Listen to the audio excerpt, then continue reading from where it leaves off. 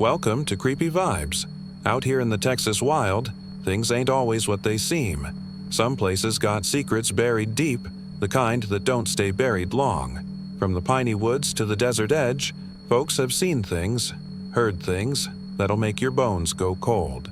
And tonight we're fixin' to share 'em with you, but before we do, let me tell you something spooky. Most folks watch these tales and walk off without subscribing. That's a bad idea, 'cause the real terror, it's just getting started. So hit that subscribe button now and tell me down in the comments where you watching from and what time is it where you are, 'cause the night's just stretching its legs and something's already stirring in the dark.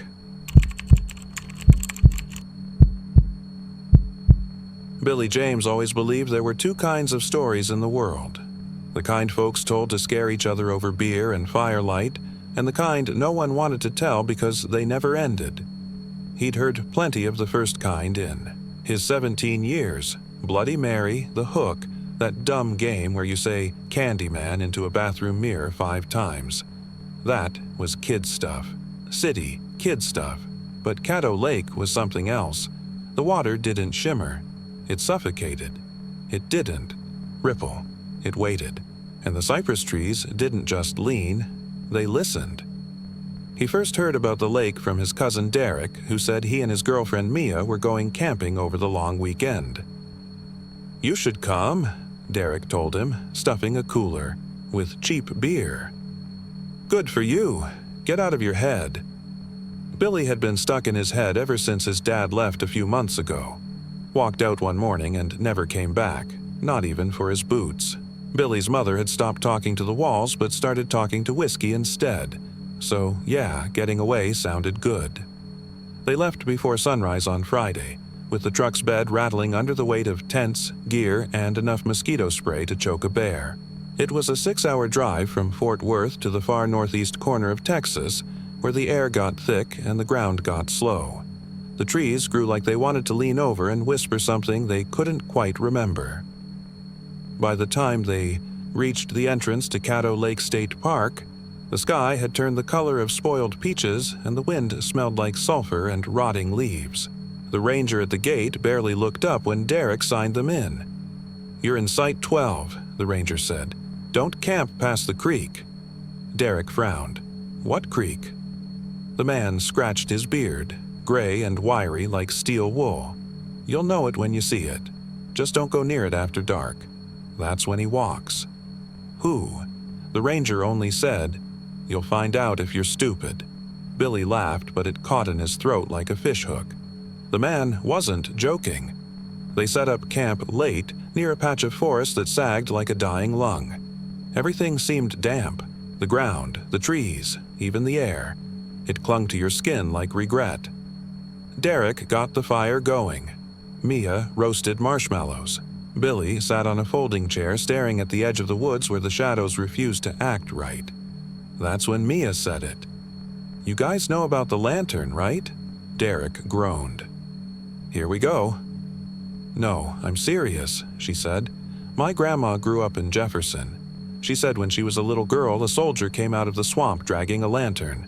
She said he looked half dead. Mud dripping from his face. His eyes were white, like all white, and his mouth was just hanging open. He didn't say anything. Just looked at her like he didn't understand where he was." "What happened?" Billy asked. She blinked, and he was gone. Later, folks told her that it was the deserter, the one who drowned in the creek trying to make it back home after running from the war. "Which war?" Mia shrugged. "Does it matter? Maybe it was the civil. Maybe it was hell. But they say he walks through the fog every few years, swinging that lantern, looking for someone to follow him home." Billy shivered, but not from cold. He looked past the flames. The woods were darker now, and somewhere deep in those trees, a flicker like a light. It came back the next night. Billy was the only one, still awake, sipping a flat soda and watching the fire die. The others had gone off into the trees, probably to hook up or sneak a joint. He didn't care.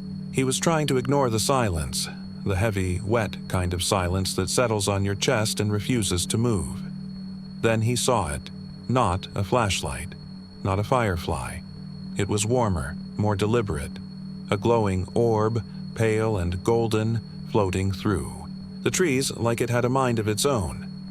Swinging, side to side, it moved slowly but with a purpose, as if someone were holding it and walking, not running, not chasing, just walking, like they had nowhere to be and all night to get there. Billy stood up. His legs didn't want to move, but they did. "Derek?" he called, his voice cracking. The light stopped. Then it moved again, toward the creek. He followed it. He didn't want to, but his feet dragged behind his brain like they were being pulled by something deeper than muscle. The trees whispered his name. Or maybe it was wind. Or maybe it was him. He reached the water's edge. The lantern hovered over the surface, unmoving now, still and bright. It didn't cast a reflection. It just was. Then it began to sink, slowly, smoothly, down, down, down, and something rose up. He didn't see it. Not fully, just the impression. A figure, tall and thin, wearing something torn and rotted, stepping from the water with the weight of centuries on its back. Billy ran. When he returned to camp, Derek and Mia were gone. Their tent sat open, empty.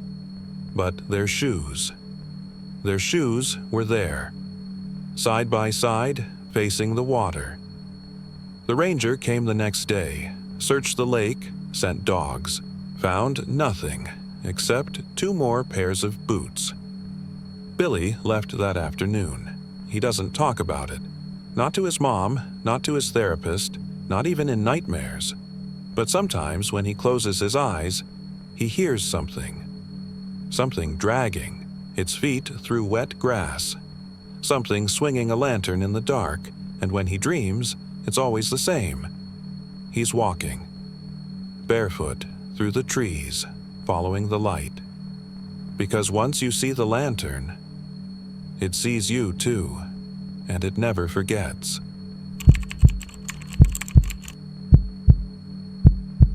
Melissa Hoffman and Ryan Kim weren't the kind of couple that camped. They were Austin people. They liked dive bars, movie marathons, overpriced sushi.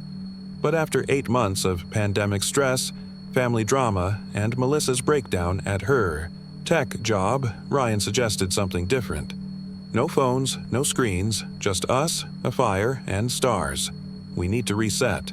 Melissa agreed. They borrowed gear from Ryan's brother. Picked Palo Duro because it was close enough to feel safe and far enough to feel like an escape. They drove 5 hours west with the windows down, playlists echoing, laughing like they hadn't in months. By the time they passed through the sleepy town of Canyon, the sun was bleeding across the sky like spilt wine. They rolled into the park late, headlights casting long shadows across the red rock cliffs and dry mesquite. The ranger's office was closed, but a weathered map pinned to the bulletin board showed their site. Slot C9.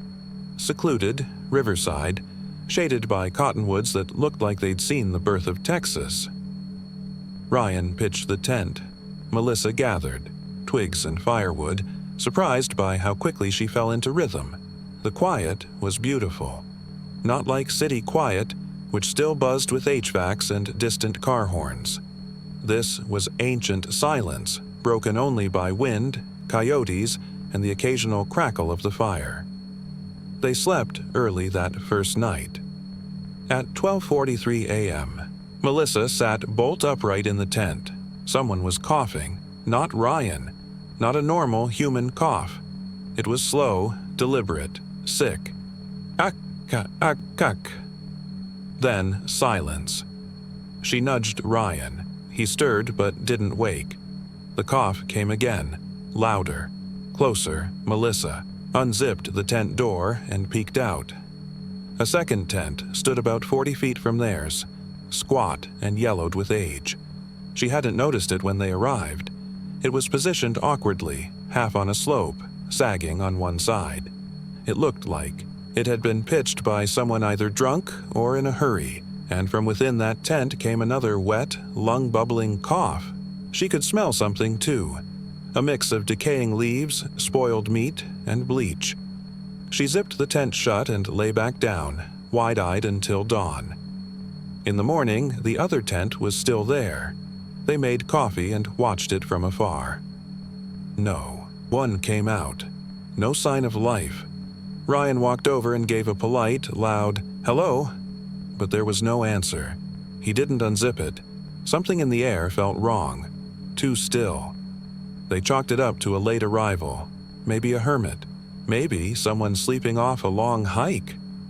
The second night, they heard the cough again. It came sooner this time. 11:40. It was louder, and Melissa swore she heard something else, a dragging sound beneath it, like something heavy being pulled across gravel. She lay in the dark, heart pounding, arms tight against her chest. Ryan whispered, "I don't like this." Neither of them slept. By the third night, the stench was unbearable. It rolled across their sight like a fog, sweet and putrid. Melissa vomited into the brush. Ryan refused to leave the tent. They kept the fire burning brighter than usual, shadows dancing across the cottonwoods. Then the zipper on the yellow tent moved. They both saw it. No hand, no light, just a slow zerp halfway down. Something inside shifted. The coughing started again, longer, more strained. Then a sound that didn't belong to lungs. Scratching. Soft at first, then stronger, like nails on canvas. No, not canvas. Dirt. It sounded like someone trying to dig their way out. Melissa stood. She didn't speak. She didn't grab her flashlight. She just walked, barefoot, toward the sound. Ryan shouted, "What the hell are you doing?" But her feet kept moving, as if pulled. The air grew colder. The trees stopped whispering. She stood over the yellow tent, staring. The zipper hung loose like a grin. The flap moved gently in the breeze, though the air had gone still. Melissa bent down and opened it wider. Inside was the woman. Lying on her side, facing the wall of the tent, shoulders rising and falling in spasms. Her skin looked damp, sallow, almost soft like overcooked meat. Her mouth was open in a silent scream. Lips cracked, corners torn. Dirt clung to her cheeks, caked into her scalp. Her eyes were glassy, white as marble. Her hands, they were raw. Flesh stripped down to red stubs where nails had once been. She had clawed her way into the world, not out of the ground, but through it, dragged herself from below, bloody and breathless. Melissa didn't scream. She couldn't. The woman's eyes flicked to her, and the coughing stopped. Ryan pulled her back. They ran. They left everything. They filed a report the next day in Amarillo. The park rangers returned with them to the site.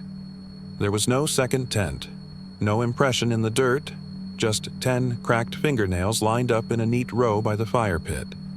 Like they'd been laid there as a gift or a warning. Melissa and Ryan don't talk much anymore. She dreams of being buried, of waking in a place with no sky. She dreams of coughing, of her fingernails peeling back one by one as she claws upward, and sometimes she wakes up with dirt in her mouth. She moved apartments, changed jobs, deleted her social media. But sometimes, very late at night, a neighbor complains about the noise. Not music, not arguments. They say they hear coughing from inside Melissa's apartment, from a room that's always dark and always locked, because maybe the woman in the tent never left Palo Duro. Or maybe she did, and maybe she's still looking for someone to trade places with.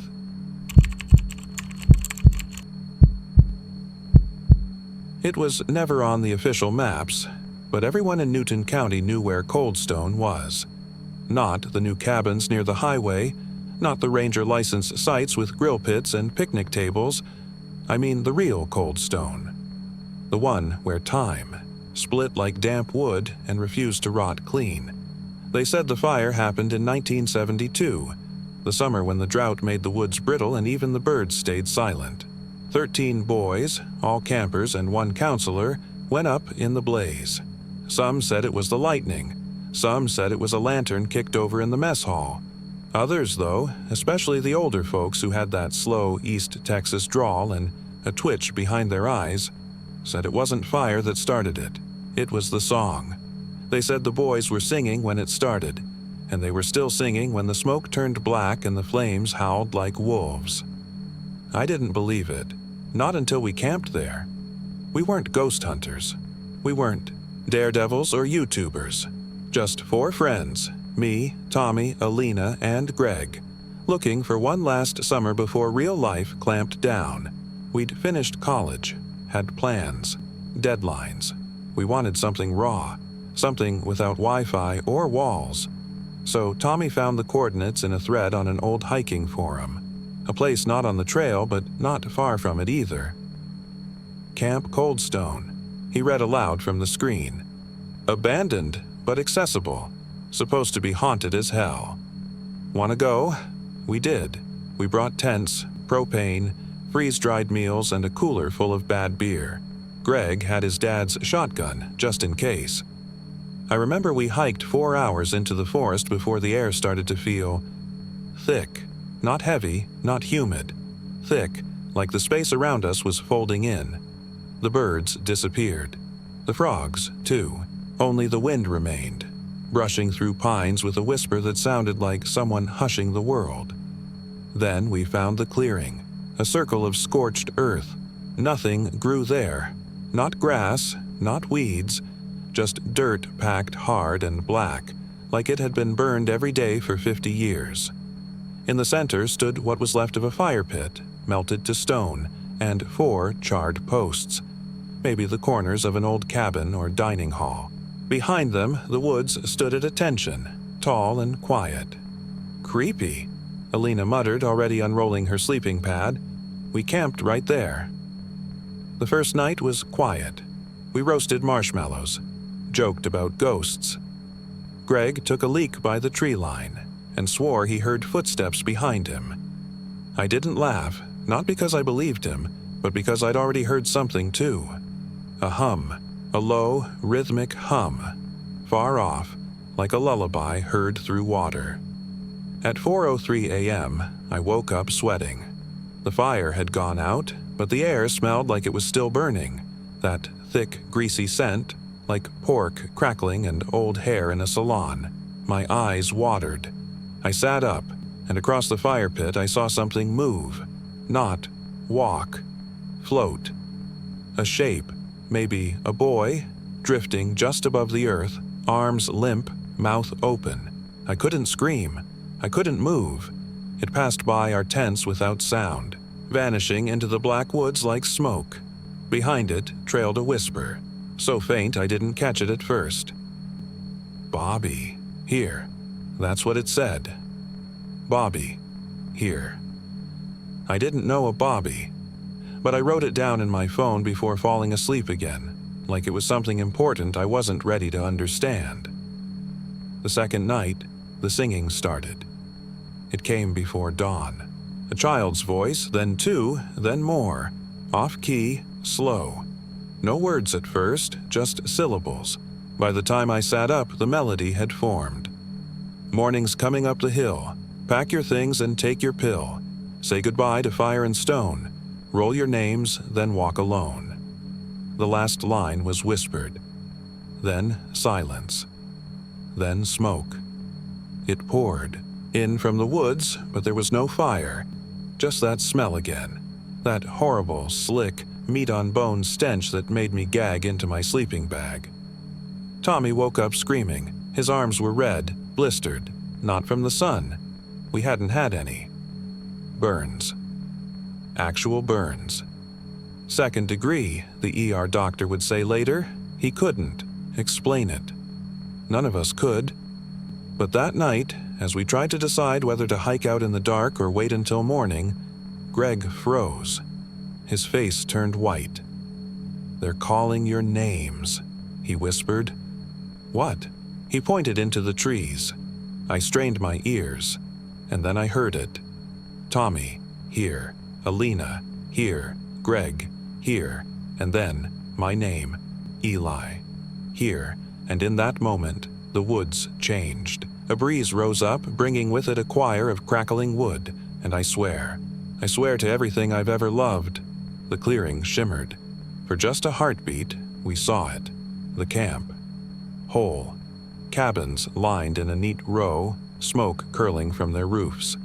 Boys in uniforms laughing. A man, the counselor maybe, standing tall with a clipboard, calling names. A fire pit at the center, flames high, too high, licking the night sky. Then it was gone. The tents were there again, the clearing black and dead.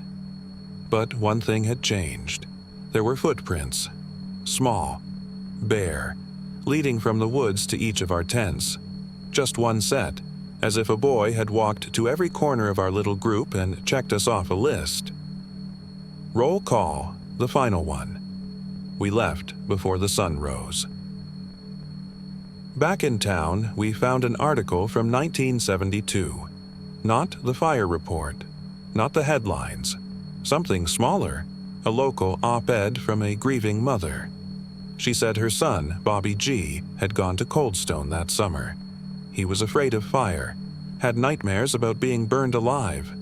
She begged the camp not to take him. They did anyway. He died with the rest of them. No bodies were ever recovered, just ashes.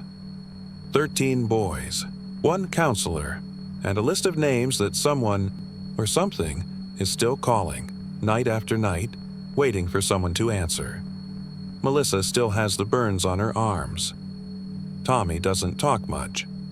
Greg, he went back last fall, said he needed to see something. He never came home. Sometimes when I'm lying awake, I hear the song. I try to drown it out, but it's always there, behind the silence. And sometimes, God help me, I answer roll call, Eli, here. Because if I don't, they might come find me instead.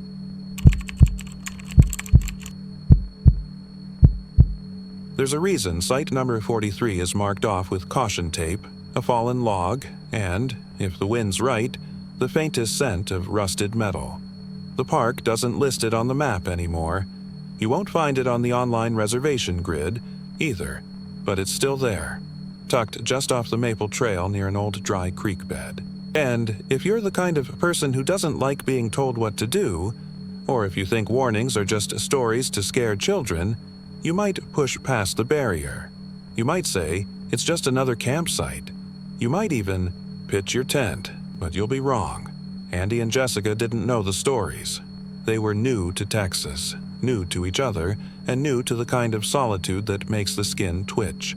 It was their first trip together, a getaway from screens, calls, parents, a tent in a national park. What could be simpler? Cleaner?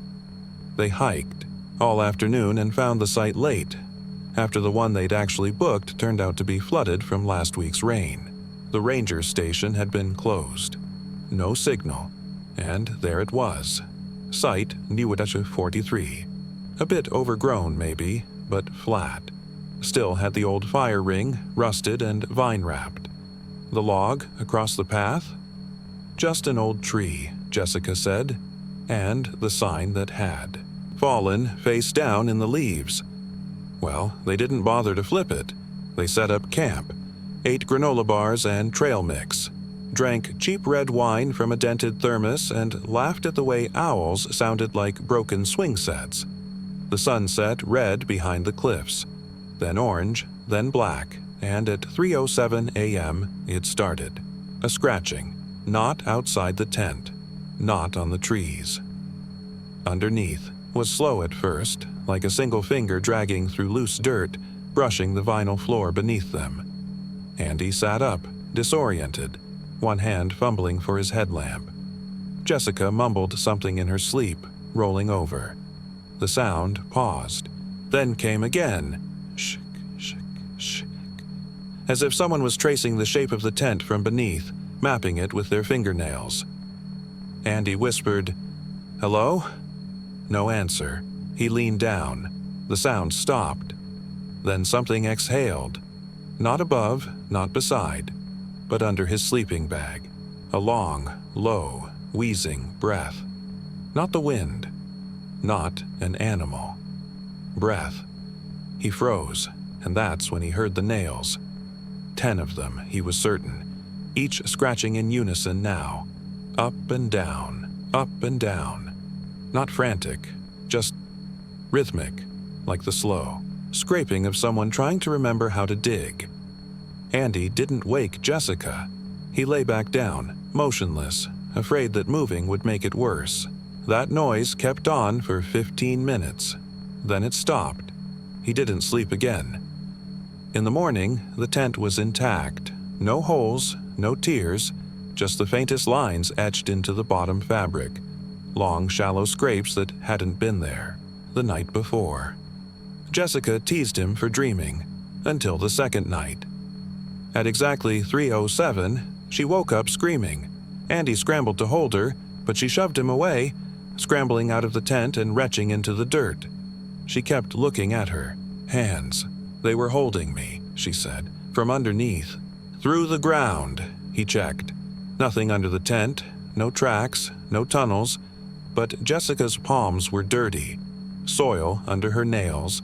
Her fingertips scraped raw. They packed up at dawn. Back in town, they told a ranger at the station. She stopped, chewing her pen, looked up slowly and said, "You were in 43?" Andy nodded. "Is it? Look, I know it sounds crazy, but there's something under that site." The ranger closed her notebook. Site number 43 was retired in 91. A sinkhole opened during a school campout. One of the boys, he was small, maybe 9, fell through. They never recovered the body, not even a piece of clothing. Just a flashlight, found blinking under the leaves. Andy's stomach turned. "No one was supposed to be there," she said quietly. "I'll file a report." They left. A week later, Andy couldn't sleep, not because of what happened, but because of what hadn't. He needed to know, needed to understand. So he went back. He hiked alone, reached the old site by dusk, and pitched just a tarp this time. No tent between him and the earth. He waited. The moon rose, the wind stopped, and at 3:07 a.m., the scratching returned. Only this time, it didn't stop. It circled him, moving faster. Nails dragging, fingers pressing upward, palms slapping against the tarp like something trapped was trying to break through. Then came the breathing. Then came the whispers. They weren't loud. They weren't clear. Just a boy's voice saying something over and over. Andy put his ear to the ground, and he heard, "Help me, help me, help me remember the way out." Andy didn't run, didn't scream. He just whispered back, "What's your name?" But there was no answer, only silence. And then, the earth buckled. Andy was pulled half under, dirt pouring around his waist, legs locked in something cold and muscular. Hands, small hands, grabbed his ankles, tried to drag him under. He clawed upward, screamed, kicked. The ground snapped shut behind him like a sealed zipper. He never told Jessica what he saw in those seconds under the dirt. The boy's face, gray and eyeless, the stitched shut mouth, the smell of wet nylon and forgotten bones. He never camped again. But some nights, just before sleep, he checks the clock. Osotoyu. 3. 06, 3. Ostogs, because he knows if he blinks too long, if he lets his guard down for even a second, the scratching will start again, and next time, the thing underneath might remember how to climb out.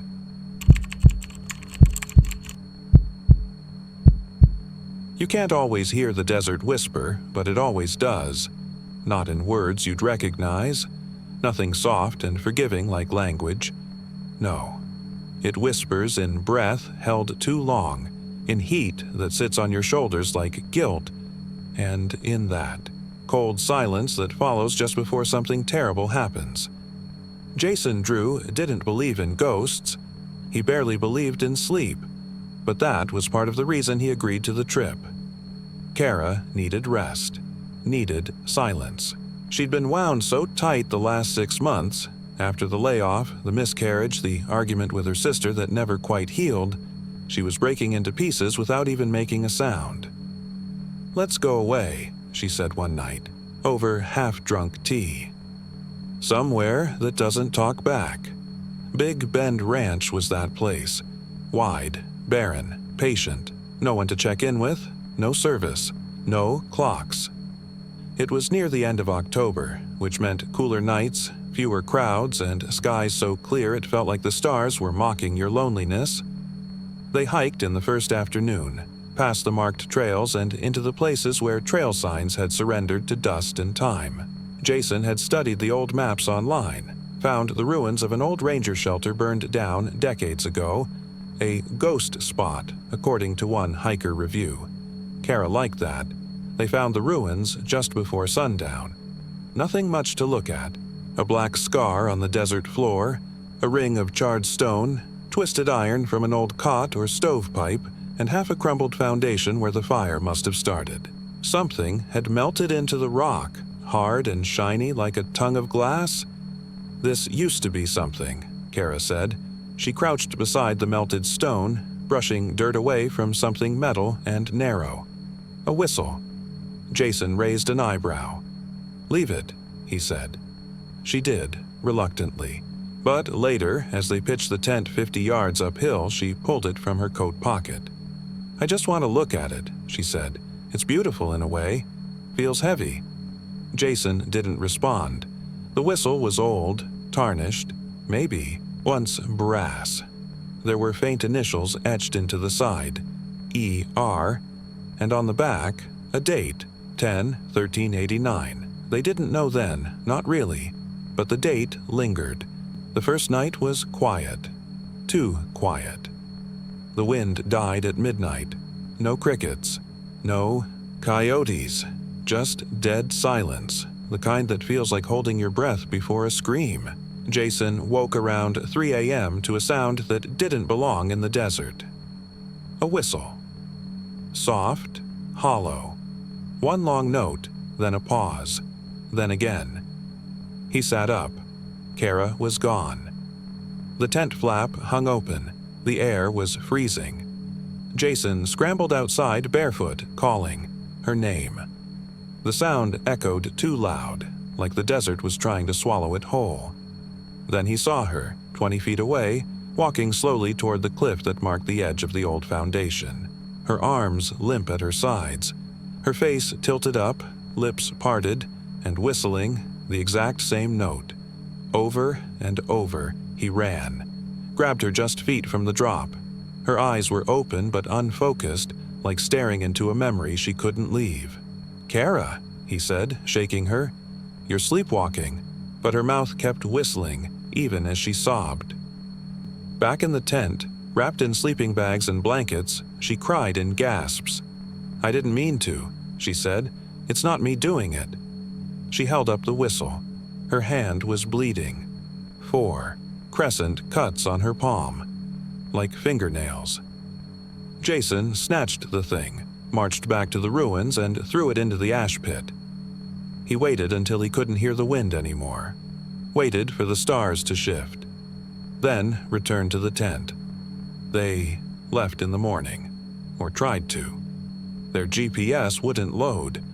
The compass spun. The trail markers they passed on the way in were gone. Jason retraced their route. Every bend looked the same. Every rock was the same shape. Every tree leaned just so. He kept his voice calm for Kara's sake, but his jaw ached from clenching. It's fine," he said. "We'll loop back." Kara didn't respond. She hadn't said a word since waking. Her lips were cracked from the dry air. Her hands kept twitching toward her pockets like trying to find something that wasn't there. By evening, they were back where they started, overlooking the ruins. The whistle was back, lying right in the dirt beside their tent, clean, shining. Jason didn't touch it. Kara picked it up. She said, "It's warm." The second night, he tried tying her wrist to his. He made sure the tent was zipped. But at 3:41 a.m., the whistling started again. low, drawn out, lonely. Kara was gone.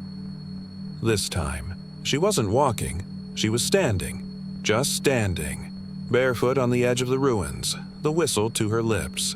Her hair blowing in wind Jason couldn't feel. When he grabbed her, she turned to him, face blank. "He's not finished," she said. He kept blowing the whistle. Even when his skin burned, even after his eyes melted, he kept blowing. Jason screamed, "Stop talking like that!" But Kara didn't. He thought someone would hear him, but no one came, so now he makes them hear, makes them walk, makes them whistle back. Jason pulled her away. She didn't resist, but when he looked at the ruins, something was standing there, or used to be.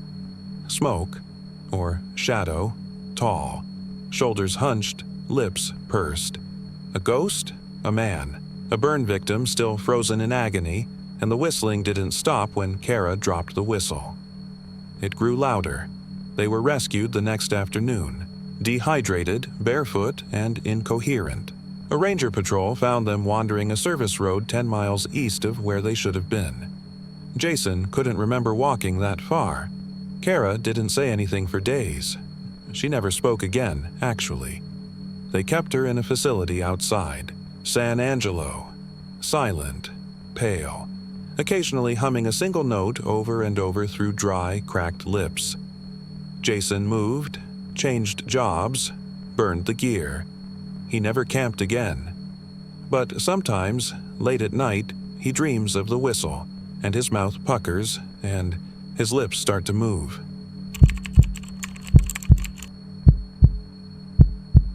They said the pit opened overnight, not over weeks, not over months like sinkholes usually do, swallowing up patches of pasture land after years of slow erosion. No, this one appeared like an uninvited thought, suddenly, deeply, and all at once. One day, it was nothing but a stretch of cracked limestone at the edge of an old ranch outside Marble Falls. The next day, there it was, a mouth in the earth, black and open, rimmed with crumbling stone like the lips of something ancient and starved. Roy. Candler found it first, or maybe it found him. Roy was 72 and barely hanging on to the family land. His wife long dead, his kids scattered across Texas like dust.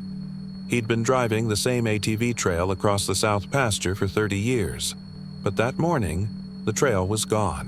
Where the gravel should have been was a crater maybe 30 feet wide, circular as a coin, steep and black and deep.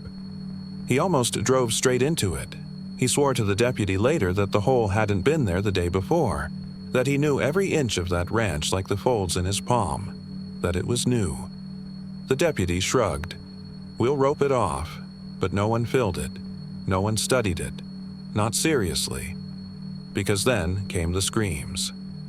At first, they were faint. Just weird echoes around 2 or 3 a.m. bouncing off the trees like someone shouting far away. But then the pattern started. The noise didn't come from the pit. It went into it. Like the earth was absorbing the sound, drinking it in. And if you stood near the edge on the right kind of night, still, windless, moonless, you'd hear it clearer. Voices, screams, wailing, but not from the bottom. From elsewhere, from somewhere deeper. Roy set up floodlights, mounted an old trail cam. He never got much, just blurry frames, distorted static, the lights flickering out all at once. Then, one night, Roy threw a rock in. That was the part everyone remembered. Not because of the rock, but because when it landed, or should have, landed, something cried, a baby, sharp, wet, real. 3 distinct cries, then silence, and then laughter, quiet, not from a child, from something else. The next morning, Roy was gone. They found his ATV idling by the pit, engine humming, no sign of struggle, no blood, no broken branches, just footprints. Roy's boots pressed deep in the dust, leading to the edge. None coming. Back. People said it was a geological event, a collapse, maybe a hidden cave network caved in by underground water flow. But no one tested the soil. No one sent a drone. It was on private land, and after Roy disappeared, the county fenced the property and posted no trespassing signs. That didn't stop folks. Teenagers mostly. The kind that crave a scare more than sex. The kind that wear rebellion like a jacket 2 sizes too big. They'd sneak in and film TikToks near the hole, whispering, waiting, daring.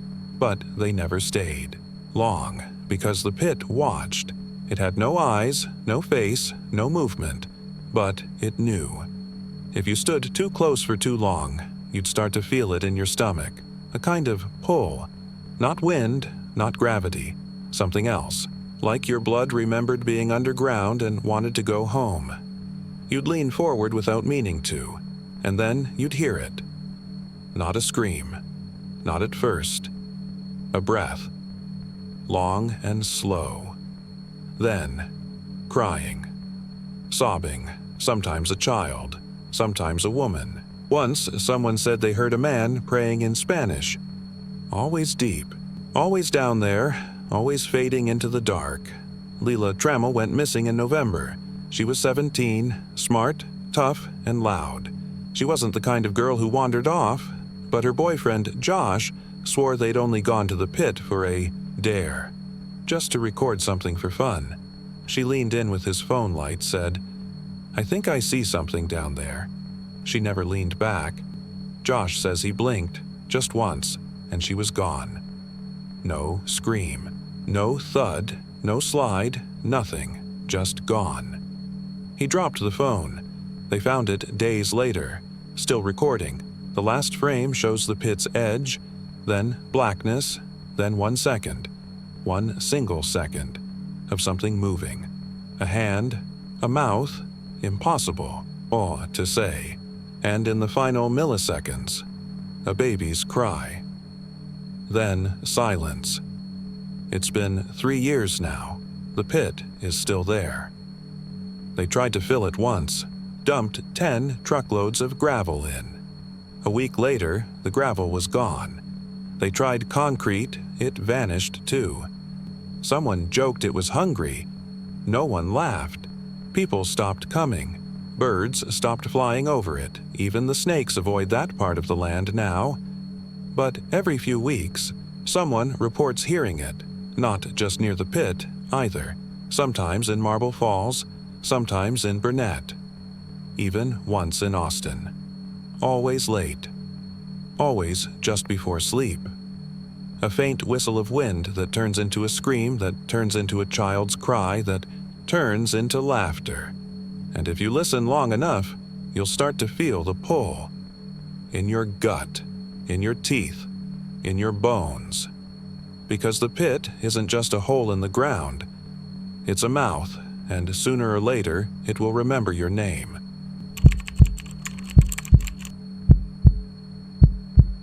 The lake was flat as a sheet of dark glass, a surface too still to be natural. That's what Greg noticed first.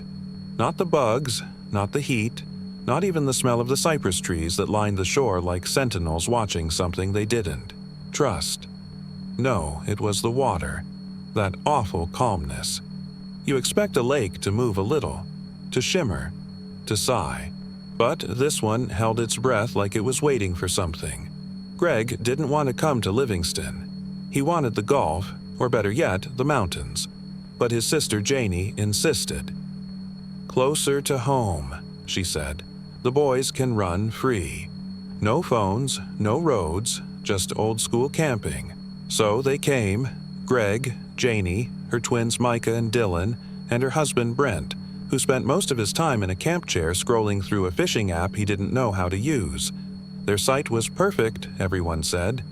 Right near the shore, wide tree cover, even an old canoe turned upside down beside a wooden dock, likely left by some lazy ranger or careless scout troop.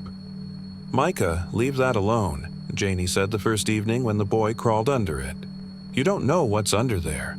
But Greg noticed something strange then. Not about the canoe, about Micah. The kid was whispering, not in a pretend way.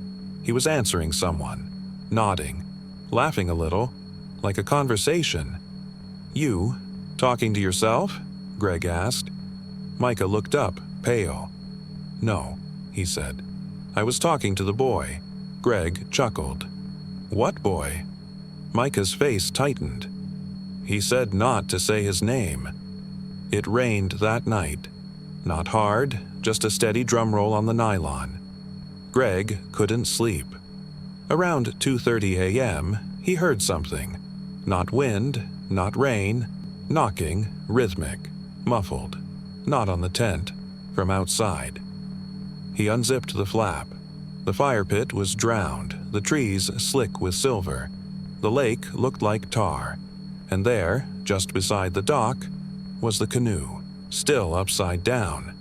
The knocking was coming from underneath it. 3 knocks. Pause. 3 knocks again. Greg walked to it barefoot, stepping carefully around the slick rocks. The closer he got, the louder it became. Not pounding, not frantic, just steady.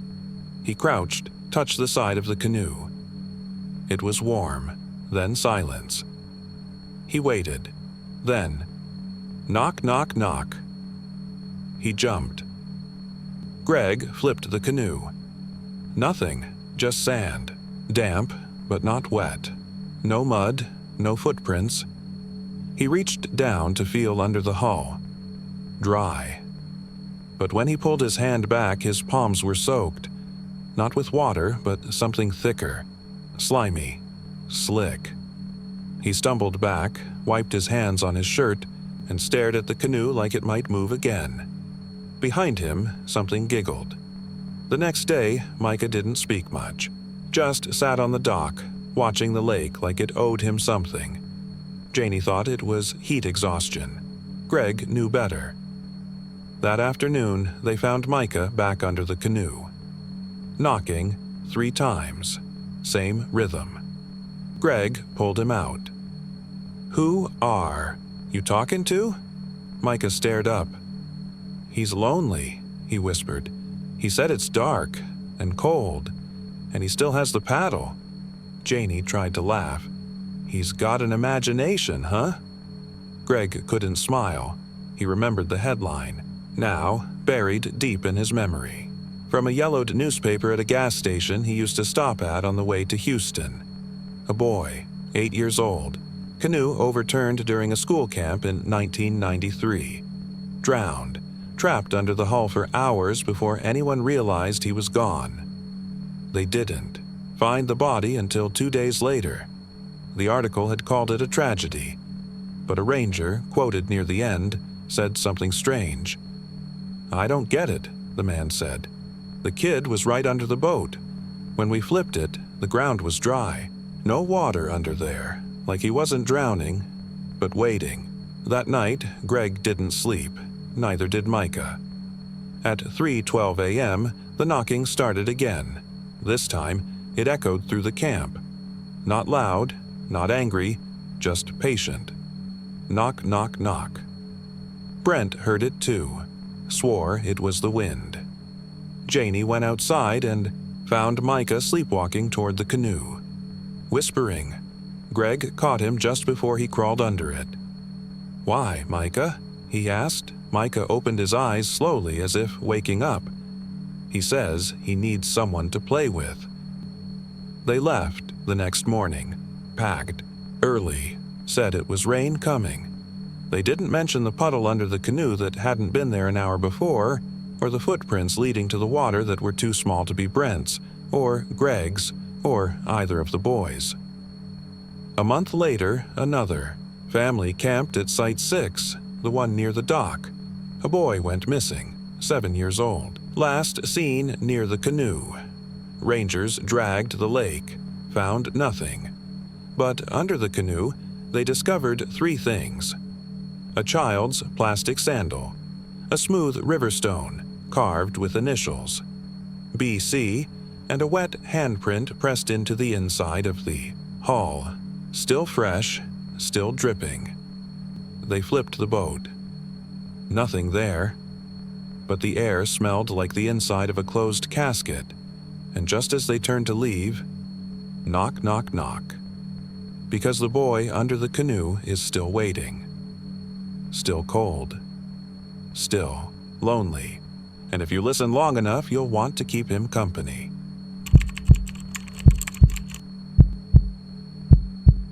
They say it starts with the birds, not with screaming, not with howls, not even with footsteps in the leaves.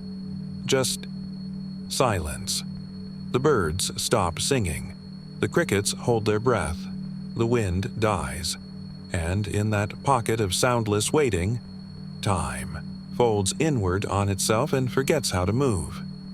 They call it Devil's Paws, that patch of woods near the west end of Inks Lake, past the dried-up spillway and just shy of the granite ridge where teenagers used to drink and dare each other to jump. It doesn't appear on any map, and rangers will tell you with practiced smiles that there's no such site in the park. But every couple of years, someone wanders too far off the trail and finds it. Or it finds them. Victor Renner wasn't a ghost chaser. He was an assistant manager at a carpet warehouse in Killeen, recently divorced, 40 pounds heavier than his dating profile claimed, and desperately trying to feel like a man again. He'd bought the boots, the multi-tool, the camelback, and the tent that set up in seconds but collapsed in 5. He told his coworkers he was going to get centered. What he meant was, he was running from a life that felt like it had already ended. He chose Inks Lake because it was nearby, quiet, and he'd seen a video online about how beautiful it was at sunrise. He picked a remote loop, tossed his pack over one shoulder, and started walking with a podcast humming in one ear and a Gatorade in the other hand. The sun was high, the trees swayed, the air smelled like cedar and faint campfire ghosts. Then, maybe a mile in, everything changed. His phone died, not just the battery, dead, screen black. He tapped the power button, cursed, shook it. Nothing. His Bluetooth earbuds crackled and shut off. Victor blinked, realizing he couldn't hear anything. Not the birds, not the breeze. The air had gone still. He checked his watch. 10:42 a.m. He walked. A little further, already uncomfortable, sweat stinging the corners of his eyes. The trees looked wrong. Too close together, too straight, like fence posts hammered into the ground by someone angry.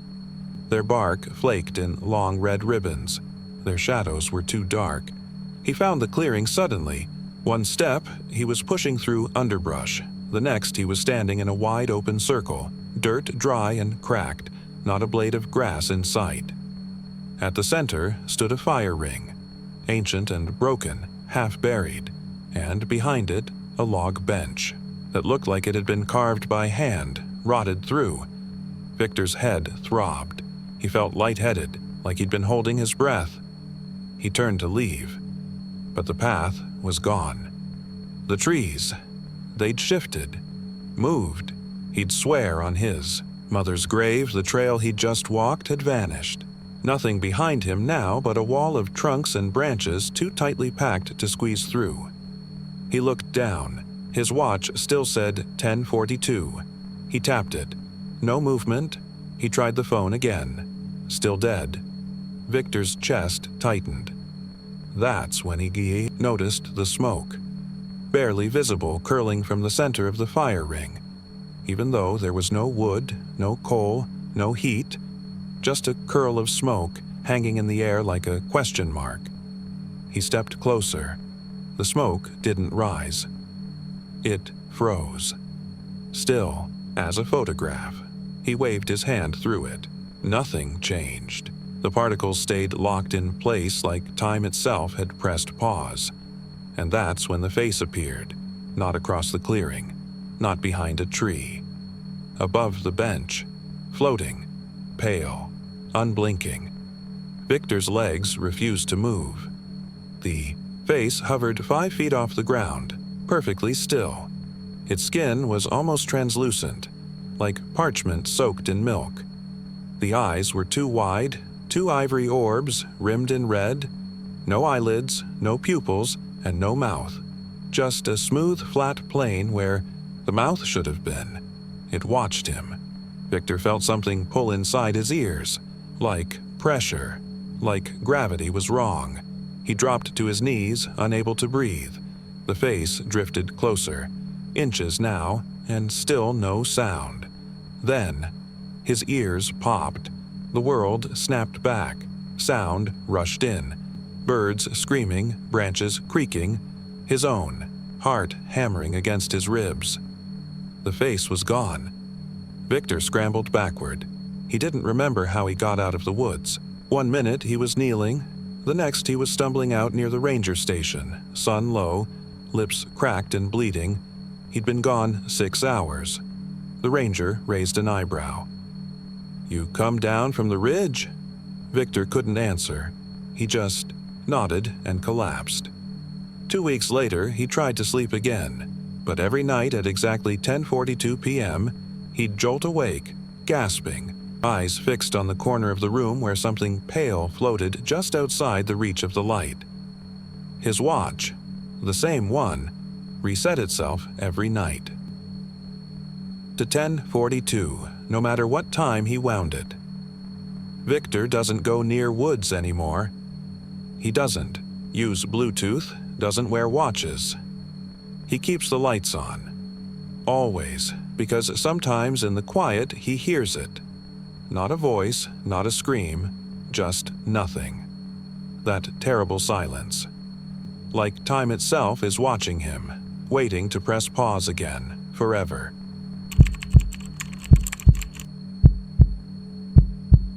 You wouldn't notice it at first. That's part of it. That's how it gets in. Not with a scream, but with a whisper, slipping in alongside the normal things.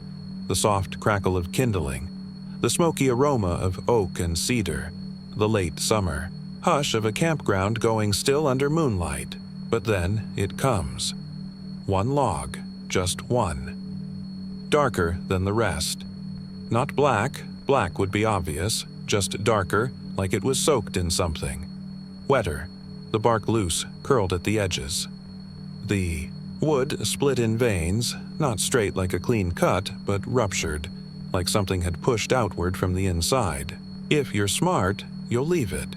If you're lucky, you'll never notice it. Eli Pressman wasn't lucky. He thought he was smart. It was his first trip back to Garner in nearly 15 years. Not since college. Not since the night by the river. The one they didn't talk about anymore. The one they all tried to forget, where a kid named Ben went missing after wandering off with a bottle of cheap whiskey and never came back. But time had folded over the memory. It scabbed. You stop feeling the ache if you don't touch it too often. Eli came back because of his son, Isaac. Isaac had just turned 9, and he'd never been camping. Real camping. He'd never sat beside a fire and watched it eat the darkness, never roasted marshmallows or tossed pine cones into the flames just to see them spark like fireworks. Eli thought maybe if he showed his boy the old trails, the ridge where you could see the river turn silver at dusk, it'd all mean something again. They rented a basic site, Site 23, near the edge of the wooded path where the trees grew fat and close. The fire ring was already there, old and rusted, half buried in stone. The wood pile was just across the clearing. Split logs stacked chest high, bundles roped in twine. You paid for what you took. Self-serve. Honor system. Eli grabbed 2 bundles, carried them back. Didn't notice that one log, tucked near the middle, leaking something dark onto the others. That first night was perfect. They built a fire. Isaac fell asleep in his sleeping bag after 3 s'mores and a story about raccoons stealing shoes. Eli sat up late, poking the fire, drinking from a dented thermos. That's when he smelled it. Not wood, not smoke. Burnt hair, faint at first, then thicker, oily, chemical. Eli pulled back, eyes watering. He looked into the flames. And there, right in the center, one log was bleeding. Not dripping, not oozing. Bleeding. Dark, bubbling liquid seeping out between the cracks. He grabbed the poker and rolled it. The log split open. Inside it was a hand, not a carving, not a trick, a human hand, charred, twisted, fingers curled into a claw.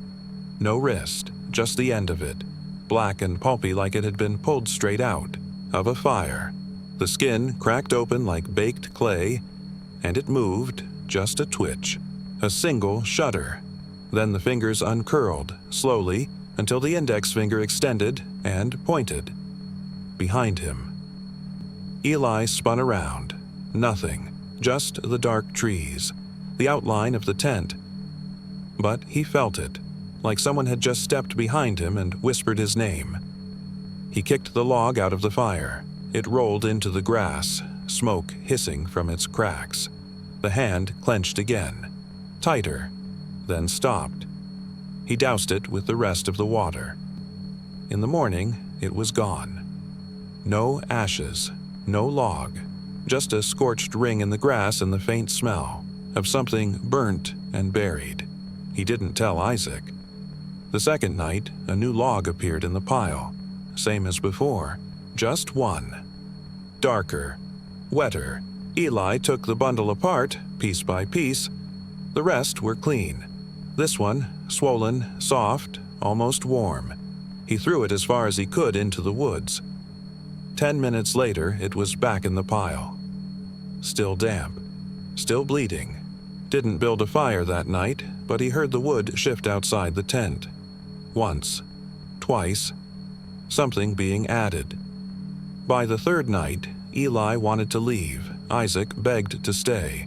"One more night," he said. "You promised." Eli checked the wood pile. The same log sat on top. He picked it up. It pulsed in his hand, like holding a heart that hadn't stopped beating. This time, he burned it. He wanted it gone. The fire screamed. There's no other word for it. Not crackle, not hiss. A scream. High-pitched, human, like someone trapped deep in the log trying to claw their way out through flame and ash. And the hand was there again, crawling up through the smoke, like a dying thing reaching for the surface. When it pointed this time, it wasn't toward the woods. It was at the tent. At Isaac. Eli tackled the log, kicked it from the ring, crushed it under a rock, but the finger kept pointing, even as the bone cracked. Even as the fire died, they left before dawn. Eli didn't sleep. Neither did Isaac. The boy kept looking over his shoulder, kept whispering about a man in the trees, a man with no face and black hands, a man who smelled like burned matches and dead air. Back home, Eli burned all his firewood, every stick. But sometimes, just sometimes, a new log appears in the rack, not split, not bought, not from any tree Eli can name. And every time, he opens it, because if he doesn't, it will point anyway. And if it ever stops pointing, if the hand opens fully, palm out, fingers relaxed, Eli knows what it means, that whatever it's warning him about has finally arrived.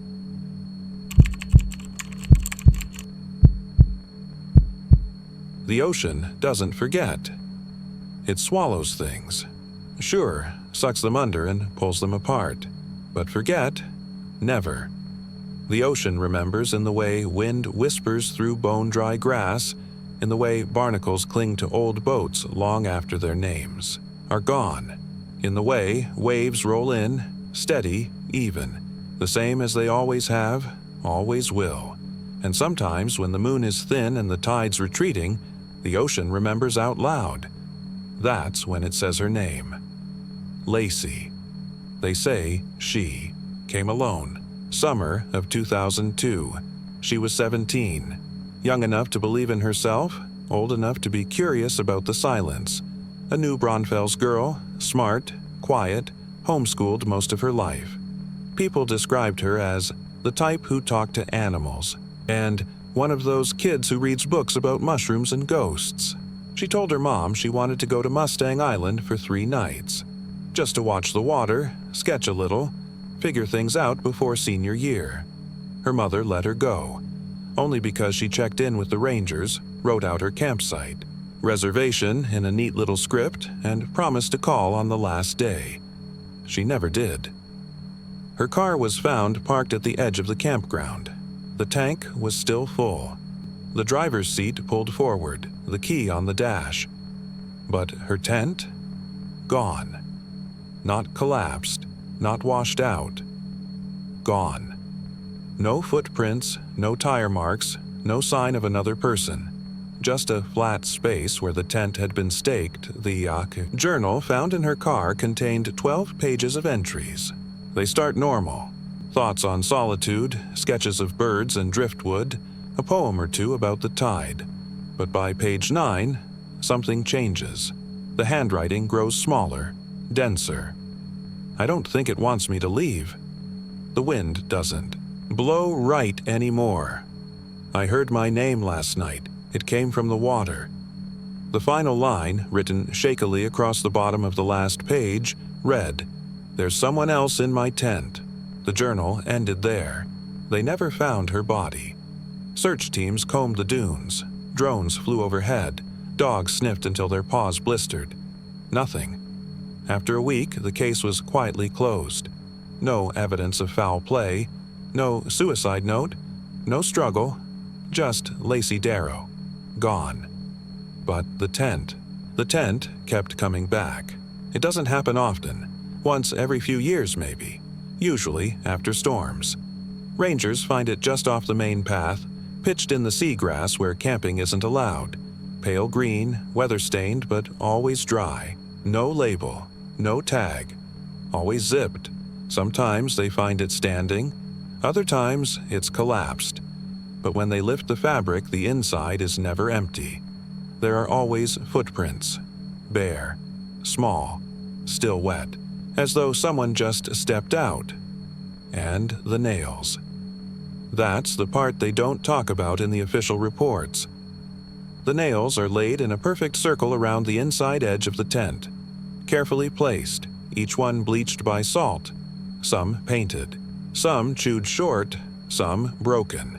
The kind of arrangement you'd see in a fairy ring or a cult offering, but never the same nails, and never Lacey's. Forensics tested the first batch in 2004. 6 distinct DNA profiles. No matches. When the lab called the park office, they asked one question. Why would 6 different people lose fingernails inside one tent? The rangers didn't answer. They burned that tent. A week later, it came back. In 2011, a ranger named Mason Hayes tried to stay the night inside it. He was a skeptic, the kind who carried a fifth of bourbon in his backpack and said things like, "Ghost stories are for people with bad knees and good imaginations." He zipped himself in at 11:12 p.m. At 4:05 a.m., campers in Site 13 heard screaming. When they reached the tent, it was empty. But the zipper was broken. Teeth melted, and where Mason had laid out his sleeping bag, they found a handprint. Smaller than his, dragging toward the back of the tent. In the center of the tent, 17 nails. None of them his. They didn't find Mason. They only found his boots, 10 feet from the water, filled with sand. In 2016, Lacey's mother drove to Mustang Island. She walked the entire park with a photograph clutched to her chest. Lacey at 16, freckles and a straw hat, smiling like the future wasn't something that could disappear. She stopped walking when she found the tent. She stood at the zipper, crying. Witnesses said she didn't unzip it. She just whispered, "Come home, baby," turned around, and walked into the water. She didn't look back. The next morning, the tent was gone, and now, 23 years later, it's back. They found it last night, pitched near the dunes behind Site 19. A family from Lubbock found it while collecting seashells at dawn. The father bent to unzip it. Stopped. Inside were footprints and nails, this time 24 of them. The rangers have roped it off, but locals know that doesn't matter, because the sea has started whispering again. Not loud. Not always, but if you stand still, if the wind dies for just a moment, you'll hear it. Lacey. Lacey. Lacey. Some say it's her. Some say it's not. Some say the thing that wears her face now is still looking for someone to share the tent. So, if you ever walk the beach alone, and you see a green tent flapping quietly in the wind, don't go near it. Don't open it. Don't unzip anything. Because what's inside is not yours. And if you step too close, the footprints will start again, and one day someone will find your nails, laid out just like shells.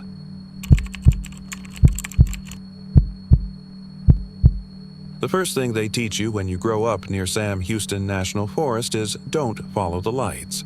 The second thing they teach you is, if the lights start following you, don't stop.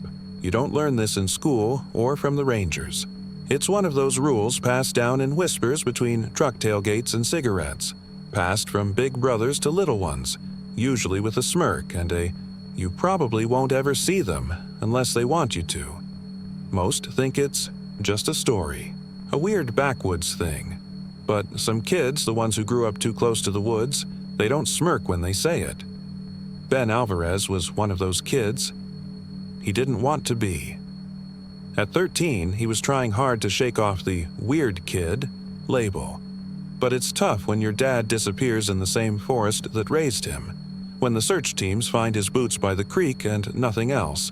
No prints, no clothes, just one boot upright, like someone set it there gentle as a prayer. Ben's mom stopped talking about it. Moved them to Conroe for a while, but the house smelled like someone else's past, and Ben hated the school. So, they came back, moved into the old place on the edge of the trees, the one with the porch that moaned at night and a view straight into the blackest part of the forest. By the time he was 16, Ben stopped trying to avoid the place, started walking into it. Short hikes at first, then longer, alone. It wasn't brave, not really. It was stubbornness. That was the summer the lights came back. He saw them first on July 18th. He knew the exact date because it was the same day the park closed one of the back roads, Road 28, after 2 campers went missing. Left their tent, their stove still warm, no sign of struggle. Just a trail of scorched pine needles leading to the tree line, then nothing. Ben didn't think anything of it, until that night when he was walking his usual trail and saw something between the trees. A flicker. Soft. Yellow at first, almost warm, then white, then red. Ben stopped. The light hovered 10 feet away just past the thinnest trees, not blinking, not drifting. Watching. Then it moved, not fast, not slow, just toward him. Ben turned around. Another light appeared. Blue. Closer.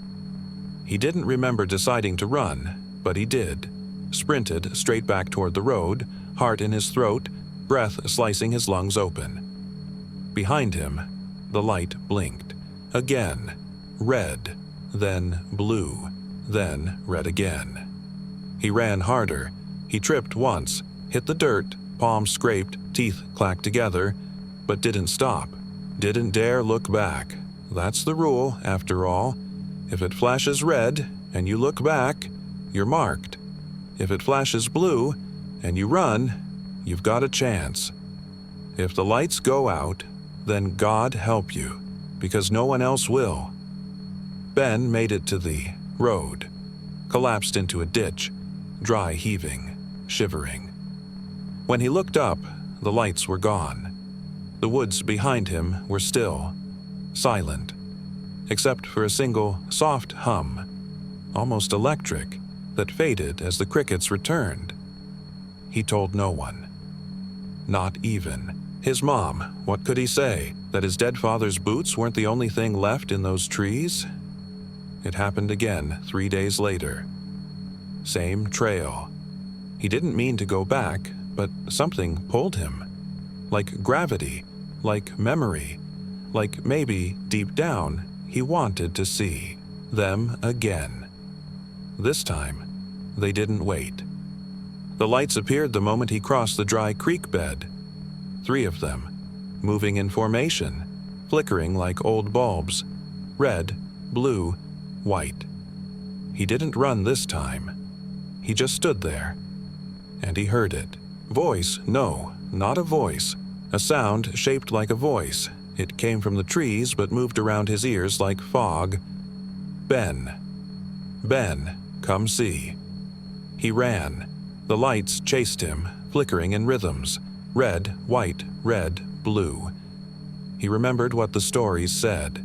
If the lights blink in a sequence of 3, and the third one is red, don't blink, don't fall, don't look back. He kept going. The woods stretched, bent, shifted around him. Every turn he thought would lead to the road instead looped him back, toward the clearing where the lights first waited. His flashlight went out. Dead batteries. His phone wouldn't unlock. The screen just glowed white and then black. And then, the lights went out, all of them. He stood alone in the pitch-dark woods. No crickets, no wind, no sound. Then, a single light, white, soft, floating above the trail ahead. It pulsed once and whispered. He didn't run fast enough. Ben turned and saw his father's face. Pale. Wrong. Eyes too wide, mouth too still, floating just above the path, surrounded by lights flickering red, blue, red, and behind him, dozens more. People with no faces. Shapes in the dark, all flickering, all watching, all waiting. He ran. No trail now, just branches and thorns and screaming lungs. The road appeared like a miracle. Paved, hard, real. He stumbled out just as the first headlights turned the bend. Truck. The driver slammed the brakes, cursed, helped him up. Ben couldn't speak. Behind him, the woods looked normal. But deep inside, just beyond the tree line, a single light blinked red. That was 2 years ago. Ben doesn't go into the forest anymore, but the lights still come. Sometimes to his dreams. Sometimes outside his window, flickering through the fog. Sometimes just 1. Sometimes 3. But always, if he listens close, he hears them say the same thing. One day, you'll run slow, and we'll be waiting.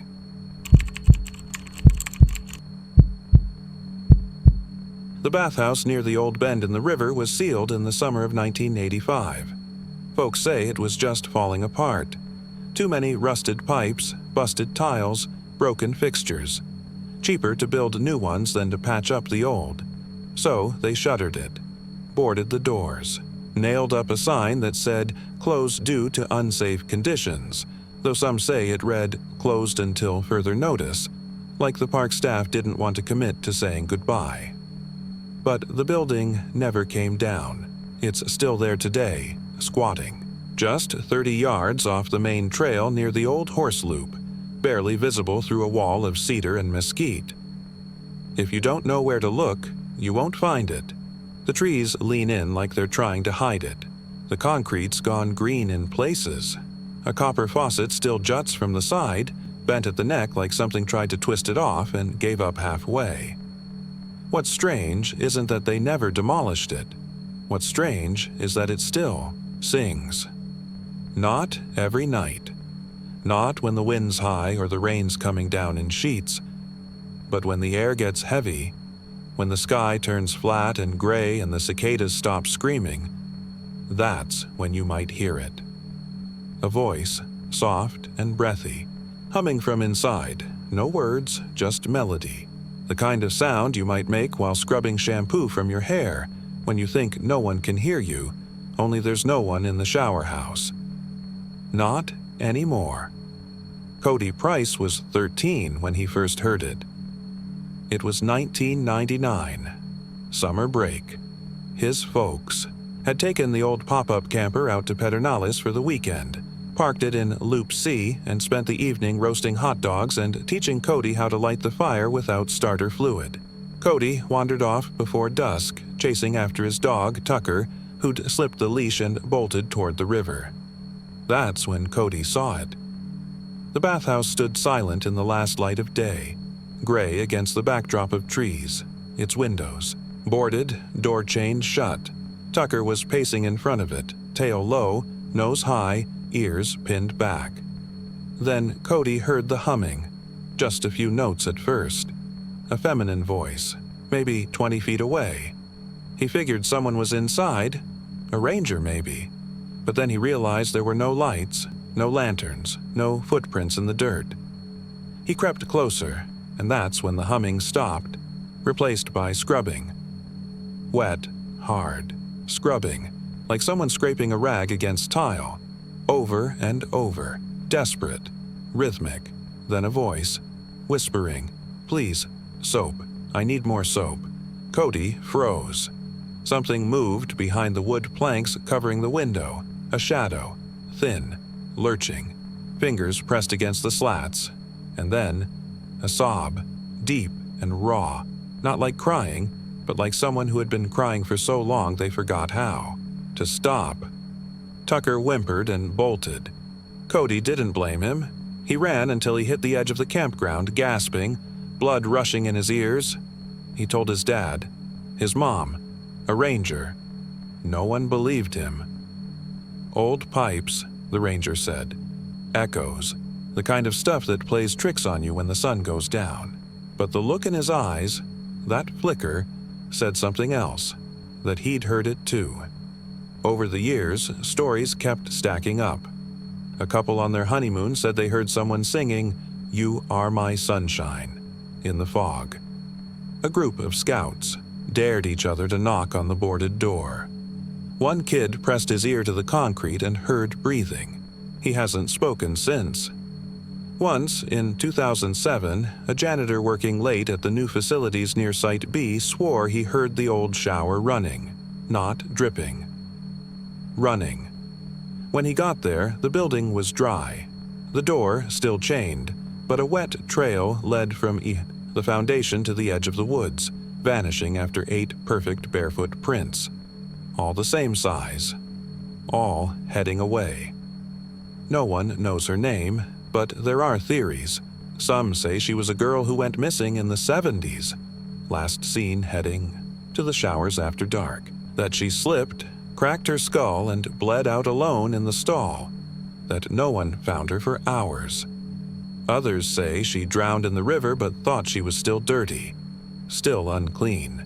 That her soul crawled back to the only place she knew to wash. Whatever the truth, she's still there, humming, scrubbing, begging.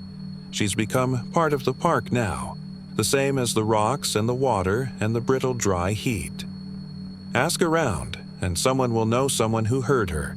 They'll tell you, don't go near the shower house at night, don't touch the boards, and whatever you do, don't bring soap, because once, just once, someone did. Left it by the door as a joke. The next morning, the soap was gone. The boards were wet, and the girl in Site D, the one with the long black hair and the bright pink hiking boots, wasn't in her tent, just a puddle and a trail of bubbles leading straight to the trees. So, if you're ever walking near that part of the park and the wind dies and you hear a voice behind the wall, don't listen too long, because she hears you and she's been waiting for someone to hand her the soap.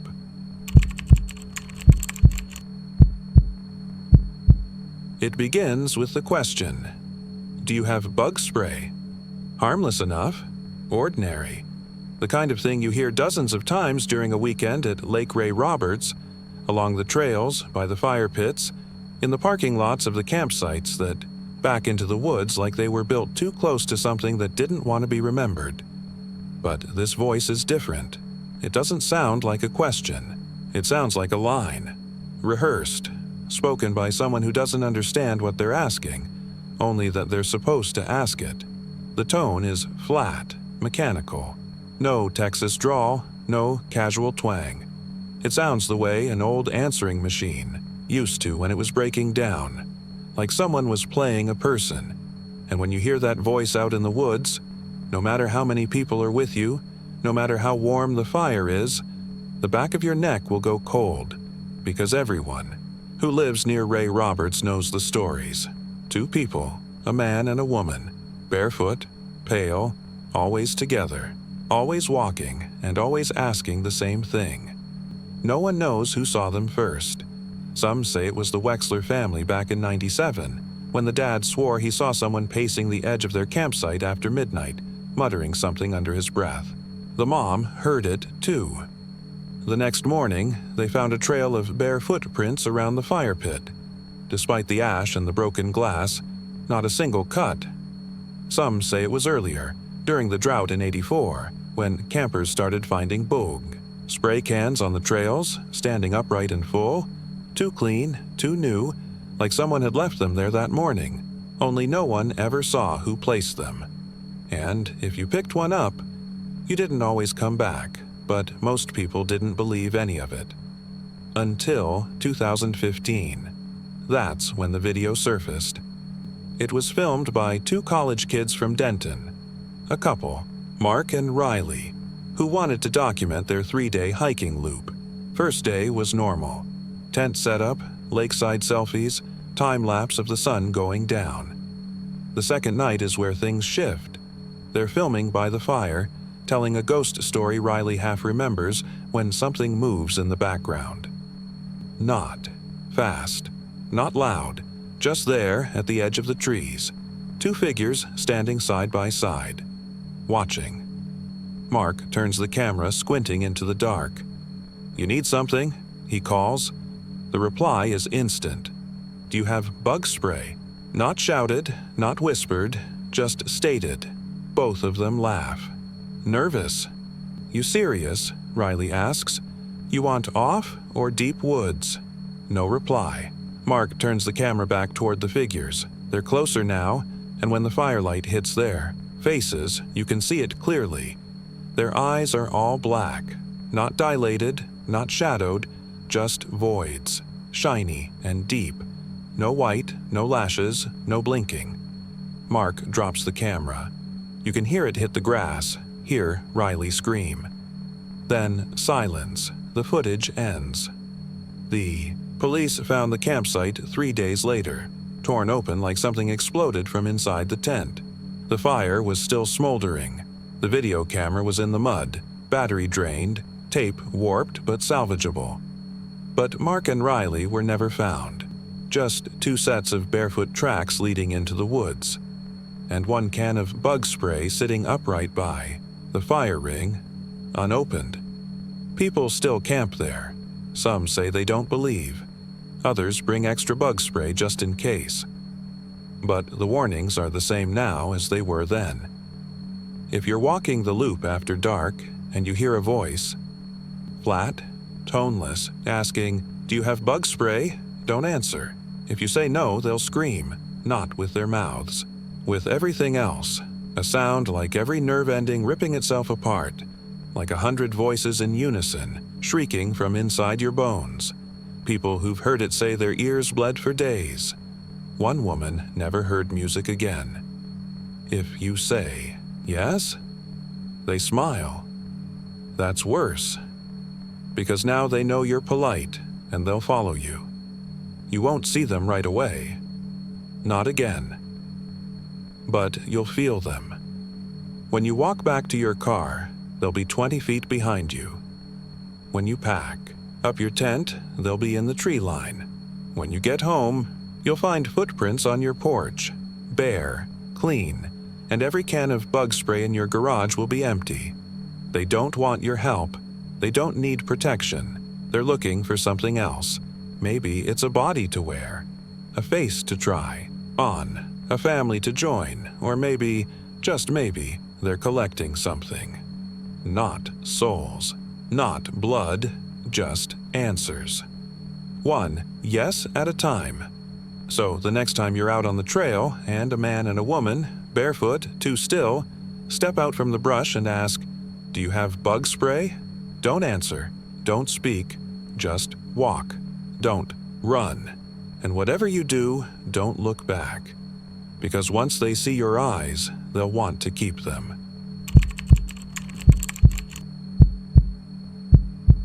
It wasn't supposed to be a scary trip. That's what they kept saying. That's what they told each other every time someone's flashlight flickered or the wind sounded a little too much like whispering. Just 3 days at Kickapoo Cavern State Park. Off-grid, off-road, off everything. Jared and Lyle had been planning it for months. They were high school science teachers, the kind who still believed nature could cure burnout, and a weekend of camping could wash away the stench of fluorescent lights and gum wrappers left in desks. Lyle brought the maps and gear. Jared brought the whiskey. Neither brought the right kind of fear. They set up camp near the ridge just north of the main cavern entrance. The trees bent inward there, like old men with secrets. But the view was perfect, and they thought that meant it was safe. The first day was fine. Campfire stories. Lyle brought his guitar and sang badly. They cooked hot dogs on sticks like they were 12 again. It wasn't until after midnight that Jared noticed the figure. It wasn't close, just a flicker of movement past the firelight, a human shape walking slow along the edge of their circle. No flashlight, no gear, no sound. The man wasn't wearing shoes.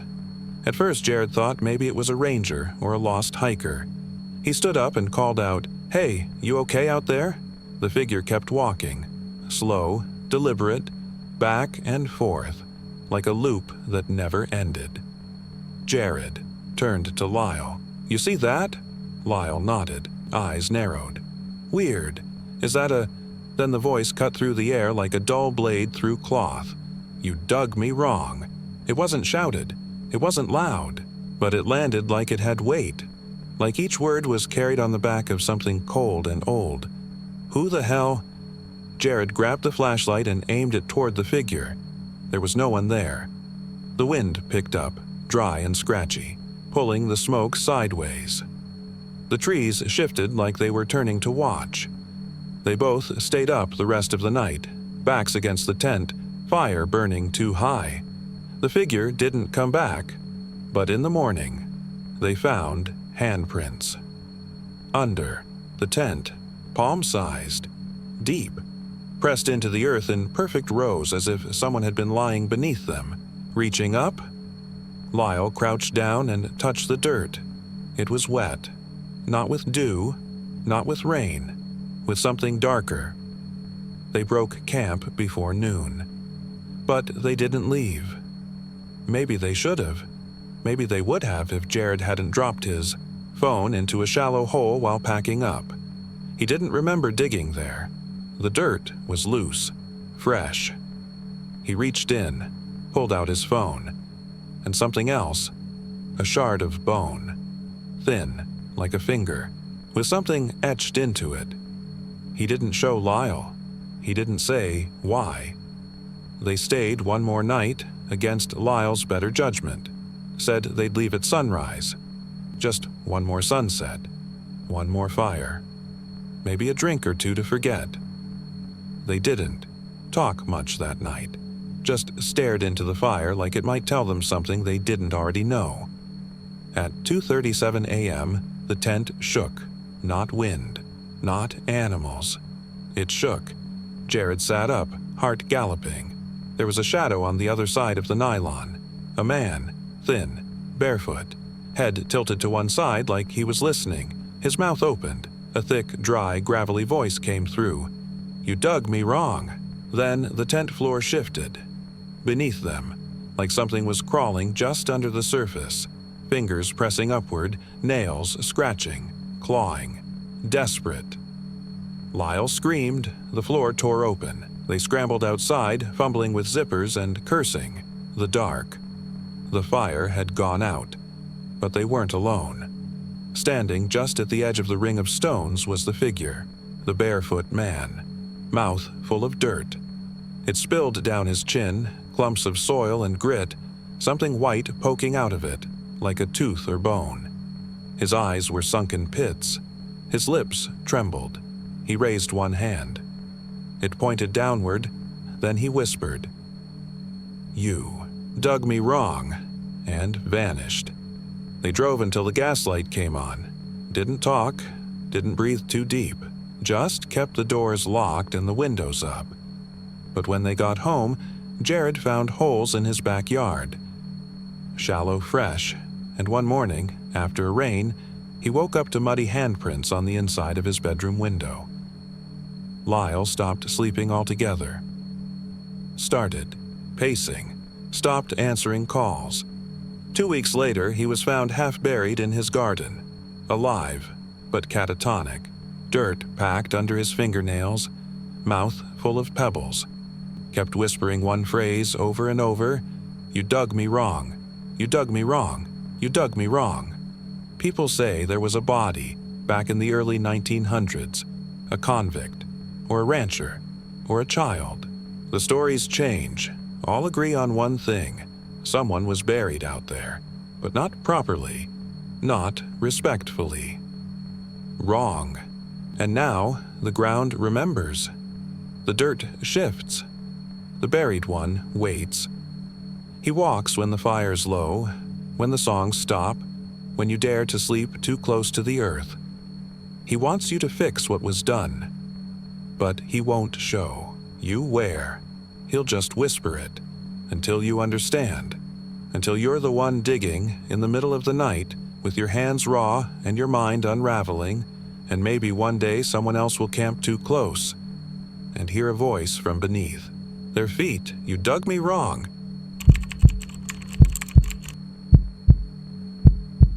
At first, Mason thought it was the slope. He had set up camp alone, deep in the Davy Crockett National Forest, just off a forgotten logging trail that no one used anymore. The trail was more guess than path, half covered in dead leaves and spiderwebs thick enough to rope your ankles. He wanted silence, and out here he got it. No signal, no other campers, just him, his gear, and the soft hush of trees breathing in the fall wind. He'd found a decent patch of flat ground by the edge of a slow-moving creek. The bank was mossy, the air damp but clean, and his tent stood solid between two tall loblollies. He laid his sleeping bag down, cooked some beans on a jet boil, and fell asleep to the sound of the forest's heartbeat. Crickets, wind, the occasional rustle of something too small to worry about. When he woke up the next morning, the tent had shifted about a foot downhill, not dramatically. Just enough that the zipper wasn't facing where he remembered. He blamed it on the incline. Maybe the pegs weren't sunk deep enough. Maybe he'd rolled in his sleep and dragged it a little. He shrugged it off and reset everything before hiking, out for the day. But the next night, it moved again. Another foot, maybe more, and this time the cooler was gone. Not just opened. Gone. Carried off into the trees. No tracks, no drag marks. Just vanished. He told himself it was a raccoon, or a bear, or a human, though the last thought made him colder than the other two. Still, he found no prints, not a single scuff in the dirt. It was like the cooler had just stood up and walked off. He almost packed up right then. Almost, but he was stubborn. It was a 3-day weekend, and he'd been waiting 6 months for this break. The next night, he laid the heaviest rocks he could find along the corners of the tent. He stuck the pegs deeper. He put his hiking boots inside, along with the hatchet. He didn't sleep well. Something knocked against the tent around 3 a.m. Not hard, just enough to make the fabric ripple. He reached for the hatchet and froze. No other sounds, just the knock. Then nothing. He held the hatchet until dawn. When he finally unzipped the flap and stepped outside, the firewood was gone. Every stick, even the ones under the tarp. And the tent had shifted again, 2 feet this time. And now it was leaning, ever so slightly toward the creek. The rocks, still in place. The pegs, still sunk. The tent had moved with them, like the whole thing had slid together, like something had picked it up and nudged it down the hill while he slept. He stared at the ground. No marks, no sign of dragging, just a faint, groove in the dirt where the tent had shifted, like something was pulling it gently and deliberately toward the water. He packed up. That was the plan. He loaded his backpack, rolled the sleeping bag, stuffed the tent, and turned to zip the main compartment, only to find the zipper open. His boots gone. The hatchet, too, and inside the empty tent. Bag, a single muddy handprint, small, child-sized, but long-fingered, smudged with something slick and dark. The kind of mark left by something not quite dry, not quite alive. Mason didn't remember running, but suddenly he was 30 yards up, the trail, wheezing, blood pounding in his ears. He kept going, made it back to his car by noon, peeled out of the forest like the trees might reach after him, drove 3 hours without stopping. That would have been the end of it, should have been. But that night, after he'd showered and tried to convince himself he'd imagined the whole thing, he heard something outside his apartment window, a low sliding sound, fabric dragging across concrete. He opened the blinds. No one there. But on the patio, his tent, set up, fully pitched, pointing toward the drainage ditch behind the building. Inside the tent, arranged neatly in the center, were his boots, wet and still muddy. He didn't touch it. He didn't sleep. And by morning, it was gone. 3 weeks passed, then another. He started getting packages he didn't order, camping gear, a replacement cooler, a bundle of firewood, a child's rain poncho, each one with a note. You left this behind. He moved apartments, didn't tell anyone, Ware deleted his trail maps, got rid of all his camping gear, but the tent found him again, this time in his car, folded neatly in the back seat, with a damp footprint on the passenger floor and a trail of mud leading to the driver's seat.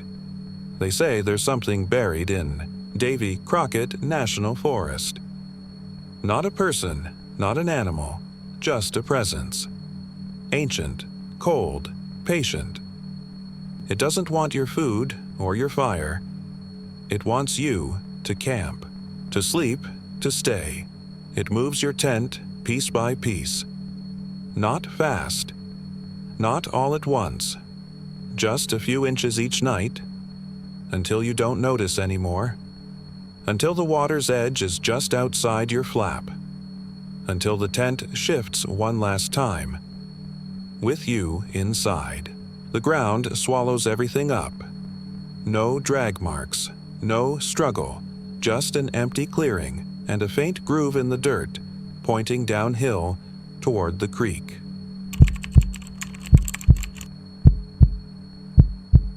The thing about that forest, those pines that sit thick and unbending along the northern edge of Dead Man's Hollow, is that they don't breathe right.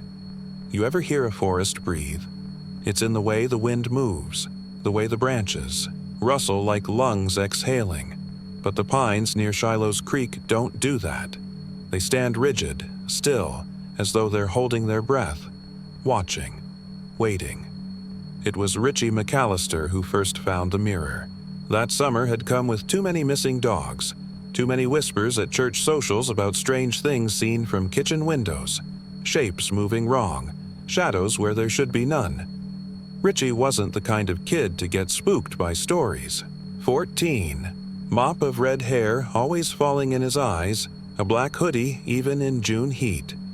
He was a wanderer, one of those kids who disappeared on his bike at 9 and came back with scraped knees and a pocket full of frogs by dusk. He found it off. The trail. That's always how it starts, right? You take one wrong turn. Your foot slips off the path. The sun dims. You swear it's earlier than it feels, but something presses behind your eyes and tells you it isn't. There was a tree there, a tall, skeletal pine, bark stripped bare on one side like it had been clawed by something that knew how to be cruel, and on that side, nailed into the wood with thick, rusted spikes, was the mirror. But it wasn't really a mirror anymore. The frame was ornate, brass twisted like snakes around an oval void. The glass was long gone. In its place was something else, blacker than pitch, not reflective, not even glass really, just a surface, like the idea of a mirror had rotted in the frame and left only a hole where seeing should happen. Richie stared at it. For a long time. The woods went quiet behind him. Not just quiet, dead. No birds, no bugs, not even the wind. The world stopped, breathing, and then he saw it. It wasn't him. The thing in the mirror had Richie's face, but it didn't move when he did. Didn't blink, didn't fidget. It smiled, slowly, like it had just figured out how. And then, inch by inch, it began to lean forward, even though Richie hadn't moved at all. He ran. He ran like hell. The trail disappeared. The branches clawed. At his arms, thorns sliced his legs. When he finally burst out of the woods near the service road, he was bleeding, gasping, eyes wide like a rabbit that had seen the hawk's shadow pass overhead. He didn't speak for 2 days.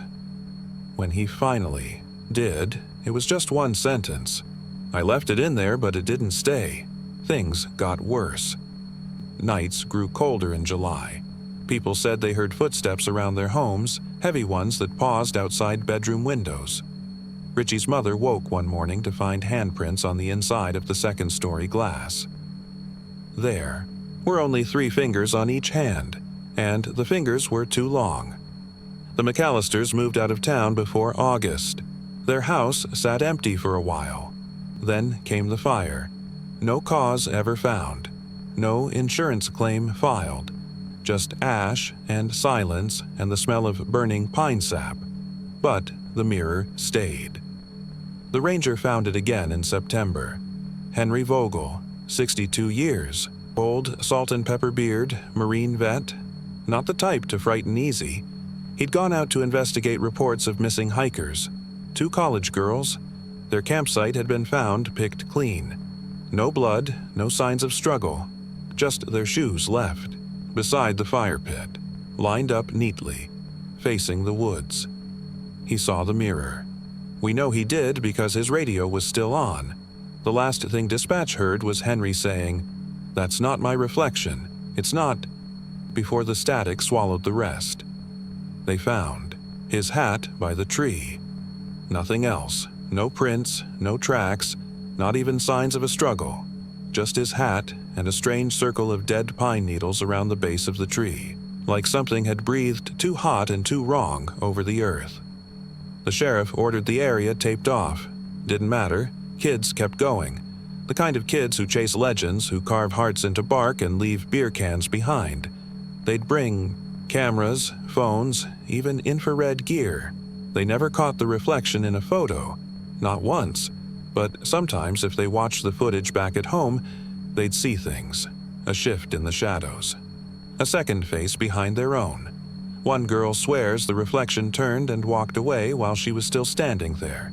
Another boy tried to smash it with a rock. His dog disappeared that night.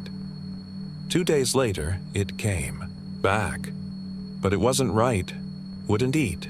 Wouldn't bark. Just sat at the door and stared into the hallway for hours. People started leaving offerings. Weird things. Dead birds, broken watches, eyeglasses, as if whatever was in that mirror wanted things, collected things. And maybe it did. Because every now and then, someone would look too long, and then they'd be gone. It happened to a woman from Houston last fall. Tourist. She went hiking alone, never came back. Her fiancé went looking, found her boots, soaked with dew. And the mirror. It had fogged over, just for a second, like something inside had breathed on it from the other side. They say now, if you go at night, the mirror isn't empty.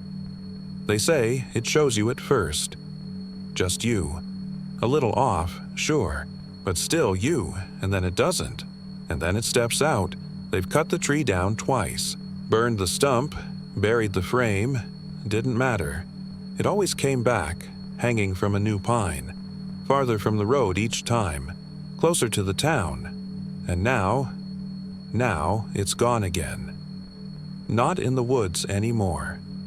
So if you wake up and see a mirror hanging from the tree outside your house, don't look into it, or if you do, don't blink, because if you do, your reflection might not be there when you open your eyes, and something else might be, something that smiles and walks.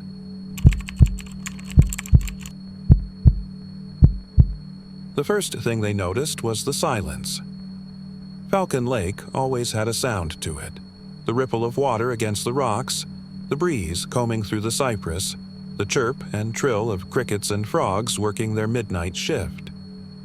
But around 4:38 a.m., all that went quiet like someone turned off the world. Aidan Crowley sat upright in his tent, heart hammering for no good reason. He hadn't heard a noise. That was the problem. No owls, no bugs, no rustle of wind. His cousin Mark was still asleep, snoring low and rhythmic beside him. Aidan slipped out of his sleeping bag and unzipped the flap, poking his head outside. The lake looked strange, glass smooth, unbroken. The fog rolled low, thick and deep red. Not pink, not purple, red, like spilled wine or diluted blood. It crawled across the water and onto the shore with a kind of intelligence, the way fire ants move together, knowing where they're going. And then came the smell. Metallic, sweet, like rust and rotting apples. He should have zipped the tent. Back up. Should have gone back inside and shaken Mark awake and gotten the hell out of there. But the human brain does weird things in the face of something wrong. It stalls. It rationalizes. "It's just morning mist," Aidan mumbled, stepping barefoot into the wet grass. "Just the way the light hits it." He took 2 steps forward, then 3. The red mist swirled like it was reacting to him. Not in wind, in intent. It touched his skin, cool and slick. He inhaled by instinct. And everything changed. A searing pain lit up his lungs. He doubled over, coughing. First spit, then blood, then something black. His vision swam. He collapsed on his side, twitching, trying to scream, but making only a wheezing gurgle. The tent zipper behind him rasped open. Mark's voice, groggy. "Aidan, what the hell are you—" Silence. A step. Then 2. Then Mark inhaled. By the time the sun crested over the ridge, the 2 boys lay twisted in the grass like broken dolls. Blood smeared across their mouths and torsos, their skin splotched in purple veins. Mark's fingers were still clenched. Around the tent pole like he'd tried to crawl back, Park Ranger Dale Sims found them. He was the one who made the call, the one who walked up to the emergency medics and said flatly, "It's not the first time." He didn't elaborate, didn't tell them about '84, when the Miller girl came back from an early swim babbling, about how the water whispered, how her lungs collapsed 3 days later, riddled with growths the pathologist couldn't name. Didn't mention the fisherman in '97 who vanished during a misty dawn. His boat washed up without a scratch. All that remained was his bait bucket and a thermos of coffee, still warm. And certainly not about 2012, when Sims himself, young then, brash, had spent the night on the western bank and woken up to red. Fog snaking along the rocks. He'd watched it move. Watched it coil through a raccoon's fur. The animal convulsed and screamed until its ribs cracked. He never told anyone. Until now. "It's seasonal," was all Sims said when the sheriff pressed him. "Happens right before solstice. Lake breathes out. You can't let people near it in June." Sheriff Dorsey frowned. "You sayin' the lake is alive?" "No. I'm sayin' it's got a memory. And it's angry. The campers were cremated. Cause of death: acute respiratory failure due to unknown toxin exposure. Autopsy photos. Leaked online. Turned into urban legend fuel. Theories ranged from government experiments to fungal blooms to chemical runoff from long-forgotten industries. No one could explain why the lungs looked burned from the inside. The red mist came again the next year, a family of 4. Gone. Then again, 2 years after that, a woman jogging with her dog. Her last text, something red on the water. The state shut down the west bank of Falcon Lake, then reopened it quietly a year later. Too many budget cuts, too much pressure from tourism boards. Now the signs say, no swimming before sunrise, fog advisory in effect. No one reads the fine print.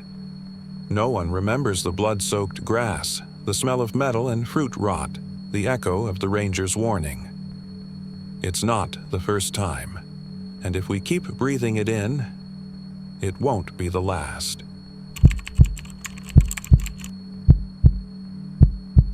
The outhouse at Choke Canyon had been locked for as long as folks could remember.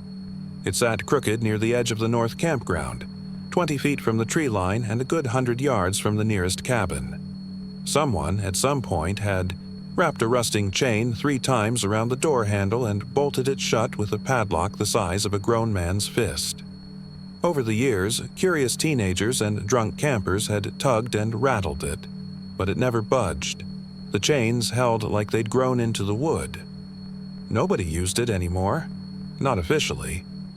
There were newer restrooms down by the ranger station, tiled and piped and clean, but still, sometimes, late at night, the giggling started. It was faint, at first childlike, girlish almost, high-pitched like a kindergartner playing tag or whispering secrets behind cupped hands. It never lasted more than a minute. But then it would return, deeper, hungrier, more like breathing than laughter. Something wet and wheezing, something that didn't know when to stop. When people complained to the rangers, they got the usual answer. Coyotes, wind in the trees, maybe an echo off the lake. But rangers didn't patrol near the outhouse after dark, and no one ever volunteered to check it in person. One summer, a kid named Mason thought he'd be clever. He was 15, tall for his age, and dumb in all the ways boys are dumb when they're desperate to be brave.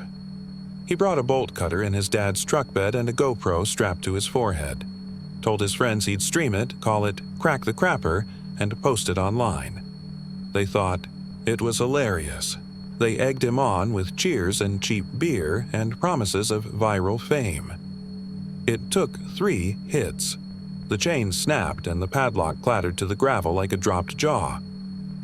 Inside, it was dark. Not just dark, wrong. The kind of blackness that swallowed. The beam of Mason's flashlight like it was fogged glass. His friends shouted jokes from outside. Mason grinned and stepped in. The giggling started behind him, just past his shoulder.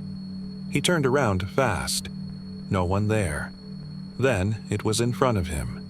Inside the walls, inside his head, louder now, shaking the wood.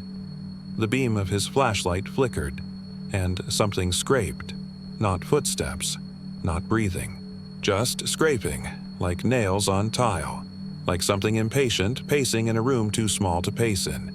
The door slammed shut behind him. They found him the next morning, crouched in the far corner of the outhouse, eyes rolled back white, pants soaked, mouth open in a scream that never came.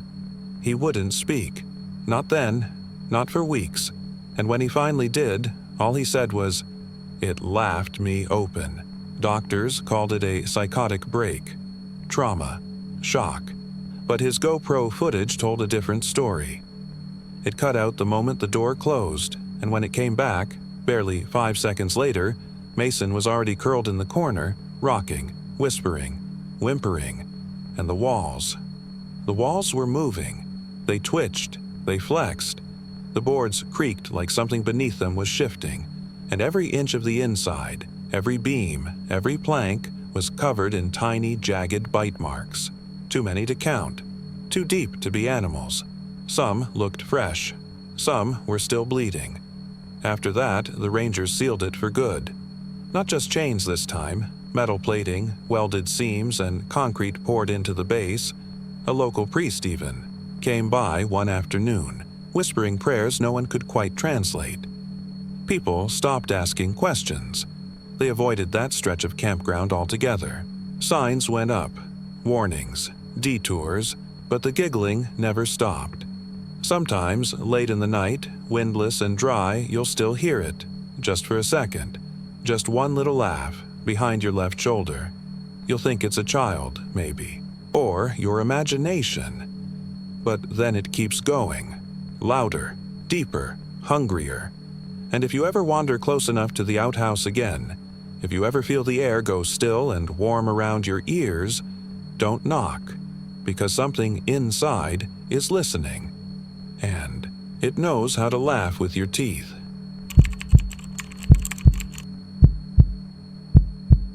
They told me Blanco State Park was peaceful in the off-season, that the river runs gentle, even in late July, that the wind moves soft through the cypress trees, and if you're lucky, you might wake up to a deer nosing around your cooler, or a woodpecker tapping a slow rhythm against the old pecans. And they didn't say anything about the girl. I'd been driving aimlessly for 3 days, out of Austin and past Wimberley, with no destination but away. My phone was off. My backpack was stuffed with dehydrated food, a book I wouldn't read, and an old Army surplus tent.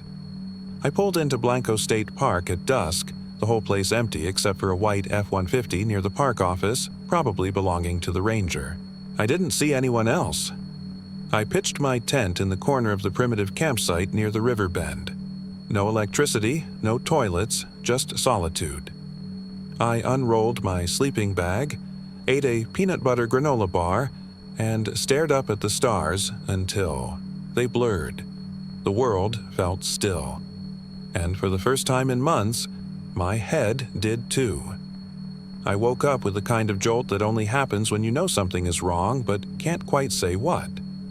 The sun hadn't fully risen, but there was enough light to see the shapes of the trees around me, and one more shape that hadn't been there the night before.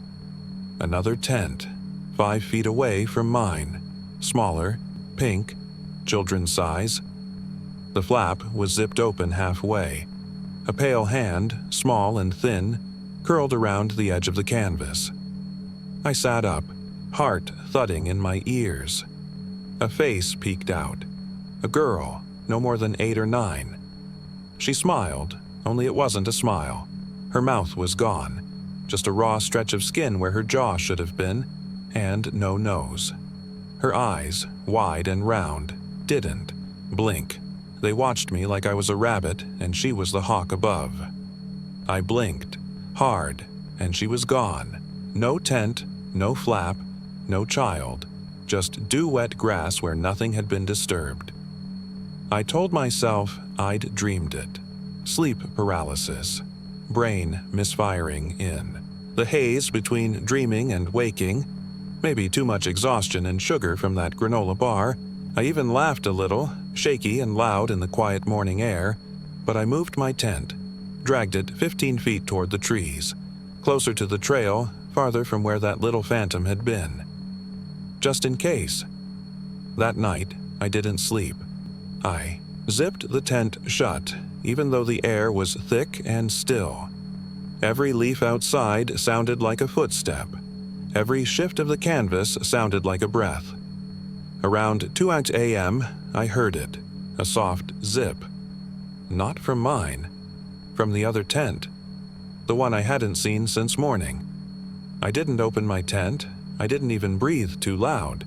I stayed perfectly still, but I saw the shape through the mesh window. Small, child size, standing just outside.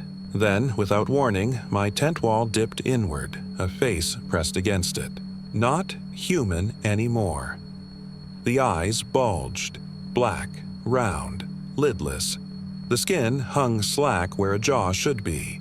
The hollow where her nose should have been looked like it had caved in under pressure. Maggots, white and wriggling, peppered her scalp like a crown. And then she laughed. I didn't hear it. I felt it, in my bones, like something cold crawling up my spine and licking my brain from the inside. The flap of my tent quivered. I blinked again. She was gone. Morning came like a slap. I stumbled out, packed my things with numb hands, but I made the mistake of glancing over one last time. There, in the dirt, 2 tiny footprints. Bare. Toes pointing toward my tent. A smear of something red between them. I drove until I saw people again. I didn't stop until I reached San Marcos. I got a room in a cheap motel, turned on every light and stared at the door all night. Sleep found me eventually, just for a moment.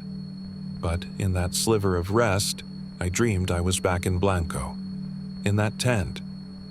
And I could feel someone breathing beside me. When I turned, I saw her curled up inside my sleeping bag, watching me, inches away. She waved, and for the first time, I couldn't blink.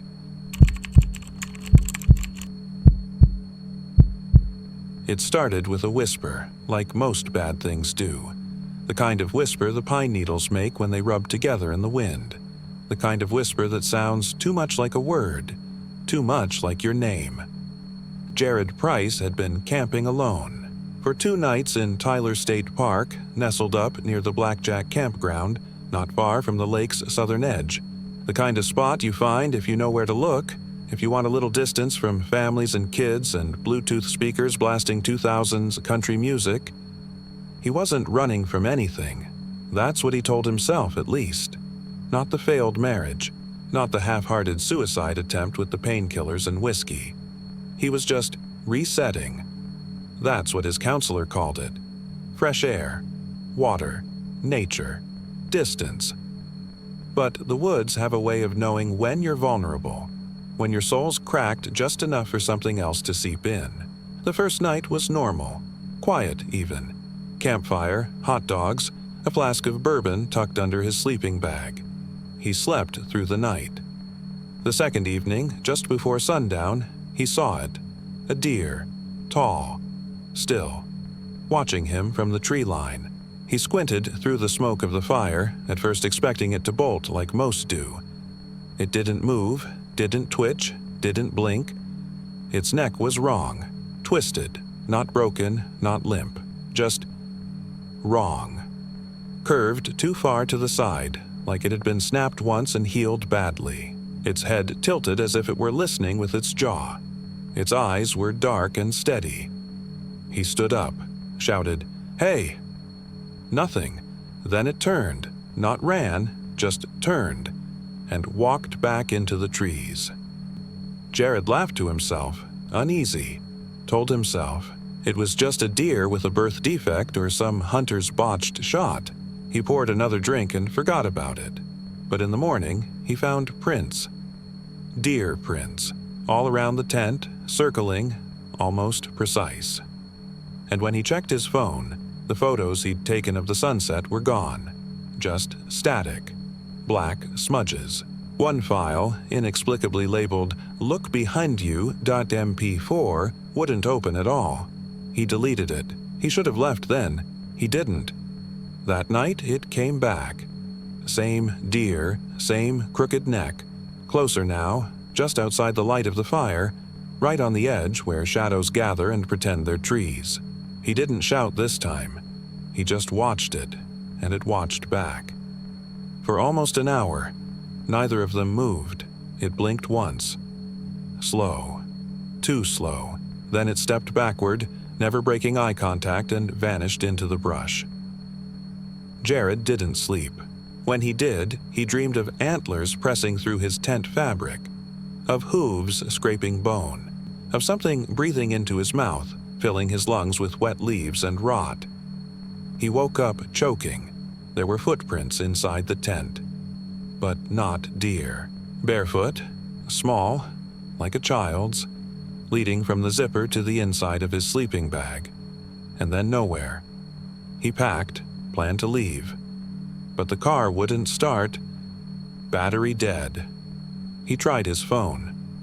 No signal, just that same corrupted file sitting in his gallery now renamed Tonight.